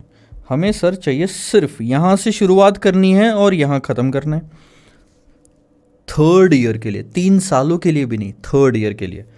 अच्छा, तो आप नोटिस करना एक चीज़ कि XYZ लिमिटेड को 3.8, 4.2, 4.848% का बैंक चार्ज करेगी अगर आज से लेता है तो तीनों रेट हमको देखा जाए तो एक तरह से काम के नहीं है, क्योंकि हमें लोन यहाँ चाहिए, पहले लेके कोई मतलब नहीं है। और ABC लिमिटेड को उन्हीं सारे पीरियड के लिए जो रेट चार्ज किया जा रहा है वो बहुत ज़्यादा है, 5%, 5.78%। दोनों ने सेम अमाउंट लेना है, दोनों ने सेम पीरियड के लिए लेना है, फिर भी देखो जो बैंक इंटरेस्ट रेट चार्ज कर रही है दोनों कंपनी को वो अलग अलग है, एक को कम एक को ज़्यादा है। ऐसा क्यों? It's all because of the credit worthiness of the company. अब ध्यान देना, अगर यहाँ पे अंबानी जा रहा है बैंक के पास में लोन लेने के लिए 100 करोड़ का, और यहाँ मयंक कोठारी जा रहा है बैंक के पास में लोन लेने के लिए 100 करोड़ का, तो अंबानी की क्रेडिट वर्दीनेस बैंक को पता है कि ये बंदा डिफॉल्ट नहीं करेगा, बहुत बड़ा इसी को खुद को इम्पैक्ट पड़ जाएगा। तो जब पता है कि रिस्क कम है यहाँ पे अंबानी से, तो ये रेट कम चार्ज कर रहे हैं। लेकिन मयंक कोठारी डिफ़ॉल्ट कर सकता है, मयंक कोठारी का नाम नहीं होगा मार्केट में इतना, तो भैया डिफ़ॉल्ट हो सकता है, इनसे ज़्यादा ही चार्ज करो, रिस्क ज़्यादा है। बस यहाँ पे क्लियर यही चीज़ लिखी हुई है, ध्यान देना। The difference in the yield curve is due to the lower credit rating of ABC limited compare to XYZ limited. ठीक है, अब करना क्या है सर, बहुत सिंपल सी बात है, just a second. You are required to calculate the rate of interest DEF bank would quote under 2/3 FRA using the company's yield information as quoted above। बहुत सिंपल सी बात है, आपको जिस पीरियड के लिए चाहिए, इस पीरियड के लिए चाहिए, 3 साल कवर होने चाहिए, तो एक रेट क्या लोगे, S3।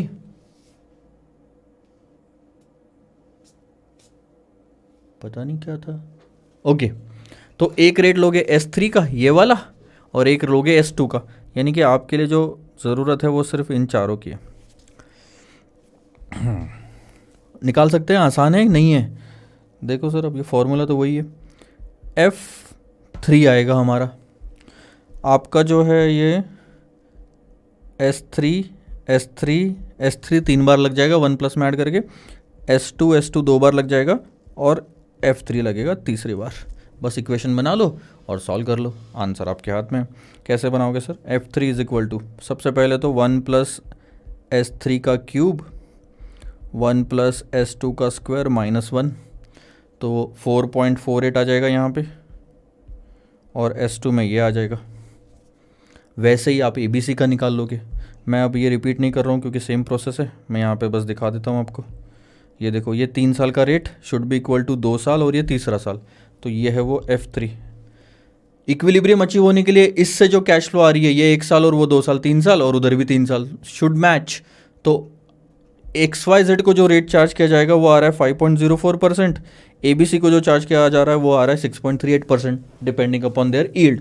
ये तो हो गया कहानी सिंपल। पहला वाला पार्ट था सिर्फ FRA निकालने के लिए, थेरोटिकल FRA बोल लो कि FRA जो कोट करना है बैंक ने वो कम से कम कितना करना चाहिए। तो वो आ गया।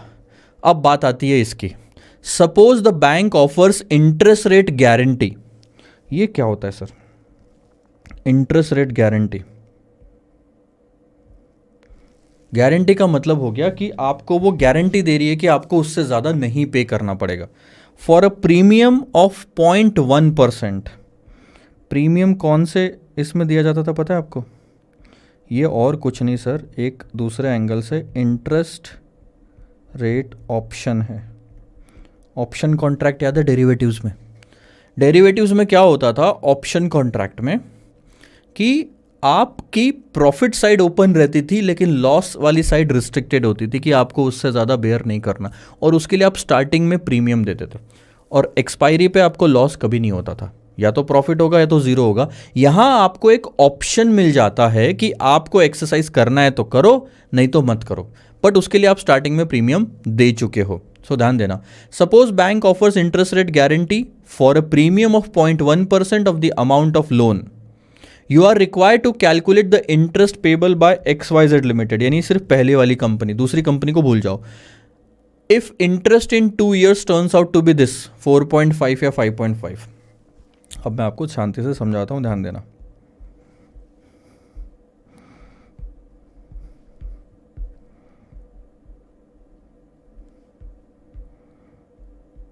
ये है वो पीरियड। अब आप मान लो FRA लेते हो, ठीक है, मैं बताता हूँ क्या फ़र्क पड़ेगा। FRA में आपका जो रेट आज फिक्स हुआ है वो अभी अभी हमने कैलकुलेट करा था, वो है सर 5.04%। तो ये रेट आपने यहाँ पे फिक्स कर लिया कि चलो आप बैंक के पास 2 साल बाद जाना और इस रेट पे लोन ले लेना। अब एक्चुअल में अगर रेट चले जाते हैं ये वाले 4.5, मान लो उस दिन रेट चले गए 4.5 और 5.5,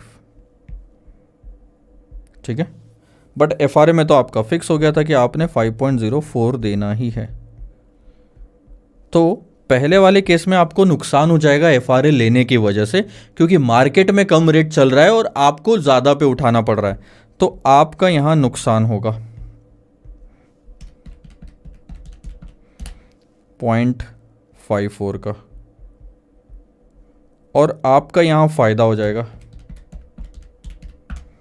0.46 का।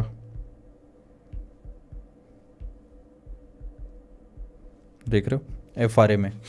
FRA में आपका ये फायदा हो गया, ठीक है। अल्टीमेटली अगर आप देखो तो 2 चीज होगी सर।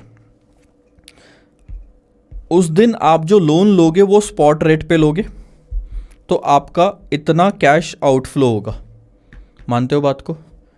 स्पॉट रेट पे लोगे। और FRA जो उस दिन होगा वो FRA का होगा सर सेटलमेंट। याद है आपको? सिर्फ सेटलमेंट होता है। रियल में तो आप लोन लेने मार्केट ही जाओगे तो यही रेट पड़ेंगे आपको, बस आपको यहाँ पे और नुकसान भरना पड़ेगा। तो 4.5 भी भरना पड़ा, इंटरेस्ट आउटफ्लो है, और ये भी आउटफ्लो है। अगर आप इन दोनों की टोटल कर लेते हो तो अल्टीमेटली आता क्या है सर?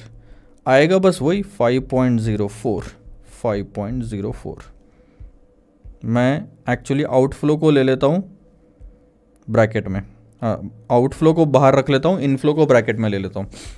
अब ये इसके साथ ऐड कर लो, जो ग्रीन में मार्क किया है वही आपका आउटफ्लो इनफ्लो होगा उस दिन। 2 ट्रांजैक्शन होंगे, स्पॉट में लोन ले लोगे तो इतना इंटरेस्ट देना पड़ेगा और FRA सेटल हो जाएगा तो इतना नुकसान इतना प्रॉफिट। 4.5 में ये ऐड करोगे तो इंटरेस्ट इतना ही पड़ा, 5.5 में ये माइनस करोगे तो इंटरेस्ट इतना ही पड़ा। यानी FRA में आपका एक चीज कंफर्म है, अब 5.04 ही आपका इंटरेस्ट रहेगा जो स्टार्टिंग में था। FRA में प्रॉफिट लॉस होता है, लेकिन अगर इसी FRA को प्रीमियम देके गारंटी ले लेते तो प्रीमियम तो 0.1% आज जाता, लेकिन आपको एक ऑप्शन मिल जाता कि ये अब जो 5.04 का आपने प्रॉमिस किया था वो आपको एक्सरसाइज करना है तो करो, नहीं तो मत करो। तो होता क्या उस दिन? इस केस में स्पॉट रेट पे ही आप लोन लेते 4.5 और आप FRA में एक्सरसाइज ही नहीं करते अपना ऑप्शन, क्योंकि आपको पता है क्यों मैं 5.04 में लोन लूं जब मैं मार्केट से 4.5 में ले सकता हूं। अब ध्यान देना, अगर 5.5 गया मार्केट में रेट तो आपको लोन तो स्पॉट रेट पे ही लेना पड़ेगा और आप एफआरए एक्सरसाइज कर लोगे, क्योंकि आपको पता है यार मार्केट में मुझे ज़्यादा देना पड़ रहा है और मैंने तो प्रॉमिस कम का करा था। तो 5.04 के हिसाब से एफआरए में तो सेटलमेंट होगा, एफआरए में जो सेटलमेंट होगा तो आपको मिलेगा 0.46। तो अब आप इस चीज़ से कंपेयर करो इसको ये वाली चीज़ से। तो देखो एफआरए जब तक था सिंपल तब तक आपके पास ऑब्लिगेशन थी, नुकसान भी हो सकता है फायदा भी हो सकता है, लेकिन एफआरए में प्रीमियम पे करके आपने एफआरए को ऑप्शन में कन्वर्ट कर दिया तो ऑब्लिगेशन हटा दिया। अब आपका या तो जीरो रहेगा या तो प्रॉफिट होगा 0.46 का, नुकसान अब नहीं हो सकता आपका, क्योंकि आपको जब नुकसान होने वाला होगा आप एक्सरसाइज ही नहीं करोगे और इस चीज़ का ऑप्शन आपको प्रीमियम पे करके स्टार्टिंग में ही मिल गया था। तो ये होता है ऑप्शन का फ़ायदा, ठीक है। तो अल्टीमेटली जो आपको पड़ेगा वो होगा सर 4.5 और 5.04, बस कभी भी इससे ज़्यादा नहीं आएगा आपको। और इन सब के लिए आपने प्रीमियम पे किया था तो वो एक एक्स्ट्रा खर्चा आएगा सिर्फ आपको, तो नेट आपका खर्चा जो है वो इससे ज़्यादा होगा ही नहीं, ध्यान देना। बस ये चीज़ समझो, आपने प्रीमियम पे करके ऑप्शन ले लिया तो अब आपको नुकसान, मार्केट में सस्ता मिल रहा है तो मार्केट चले जाओगे, एफआरए को एक्सरसाइज नहीं करोगे तो कुछ नहीं मिलेगा, ना देना पड़ेगा, ठीक है। तो नेट 4.5 पड़ा, प्रीमियम आपका वेस्ट हो गया। यहाँ पे प्रीमियम क्यों वेस्ट हो गया, क्योंकि ऑप्शन एक्सरसाइज करने की ज़रूरत ही नहीं पड़ी। तो 4.5 का खर्चा इंटरेस्ट का जो स्पॉट में लोन लिया उस पर, और 0.1 का प्रीमियम का खर्चा, टोटल इतना। लेकिन अगर मार्केट में रेट इतने पड़ गए तो आपको ज़्यादा पे लोन लेना पड़ गया, वो जो ज़्यादा अमाउंट हुई वो वापस मिल जाएगी इस एफआरए को एक्सरसाइज करके, क्योंकि अब ये सिर्फ एफआरए नहीं रहा, ये हो गया ऑप्शन। ऑप्शन को एक्सरसाइज करोगे पार्टी से इतना मिलेगा, बैंक को इतना दोगे पार्टी से इतना मिलेगा, तो इतना ही खर्चा आएगा। और इस खर्चे को फिक्स रखने के लिए 0.1 का प्रीमियम आप दे चुके थे, तो 5.14%। तो ये है आपका नेट आउटफ्लो। अब इसके ऊपर आप अमाउंट कैलकुलेट कर लो, आपके पास वो आ जाएगा, ये देखो। सिंपल भाषा में लिखना है तो ऐसा लिखो, ठीक है। ये तो मैंने समझाने के लिए लिखा था। आपने क्या कर दिया, इस चीज़ को ऑप्शन में कन्वर्ट कर दिया, तो अब आपके पास में ऑप्शन है। आप याद करना, कॉल ऑप्शन पुट ऑप्शन में कॉल ऑप्शन आप तभी एक्सरसाइज करते थे जब स्पॉट में रेट ज़्यादा होता था। हमारे यहाँ पे स्पॉट या तो 4.5 है या तो 5.5 है, तो आप, और हमारा जो स्ट्राइक प्राइस है वो है 5.04%। तो 4.5 तो कम है रेट, इसलिए हमने ऑप्शन को लैप्स होने दिया। लैप्स हो गया तो हमने मार्केट रेट्स पे लोन उठा लिया 100 करोड़ का, तो 4.5 करोड़ हमें इंटरेस्ट देना पड़ेगा, प्लस हमने 0.1% का प्रीमियम पे किया था, that was the cost for the option, तो वो आएगा 0.1, ये आ गया 4.6 करोड़, यानी कि 4.6% आपका, ये वाला और ये वाला आया समझ में। इसके अलावा जब 5.5 जाएगा तो आप सच में 5.5 पे उठाओगे और 0.46 वापस ले लोगे, अल्टीमेटली आपको इतना ही पड़ेगा 5.04%। ये रहा 5.04%। तो आपका कॉस्ट कितना आया सर, 5.04 करोड़, 100 करोड़ पे इतना ही परसेंट हो गया, और ये तो है ही, तो आ गया 5.14 करोड़। सिंपल, एक तरह से जो ऑब्लिगेशन को आपने ऑप्शन में कन्वर्ट कर दिया, ऑब्लिगेशन को राइट में कन्वर्ट कर दिया। ऑब्लिगेशन में प्रॉफिट लॉस दोनों हो सकता है, यहाँ सिर्फ प्रॉफिट होगा, बस यहाँ पे आपको एक प्रीमियम नाम की चीज़ चुकानी पड़ती है, that's your only expense in the option, उससे ज़्यादा आपका नुकसान नहीं हो सकता, ठीक है सर। तो ये एक तरह से ये ऑप्शन कॉन्ट्रैक्ट था, इस पे आएंगे हम आगे जाके इंटरेस्ट रेट ऑप्शन जब सॉल्व करेंगे। अब अगले लेक्चर से इंटरेस्ट रेट फ्यूचर्स की बात करेंगे सर। फ्यूचर्स क्या होता है ये हम समझेंगे, काफ़ी मतलब ईजी है लेकिन टेक्निकल है, तो थोड़ा समझना पड़ेगा। एक ब्रेक लेते हैं, उसके बाद हम इंटरेस्ट रेट फ्यूचर्स की शुरुआत करते हैं। सी यू।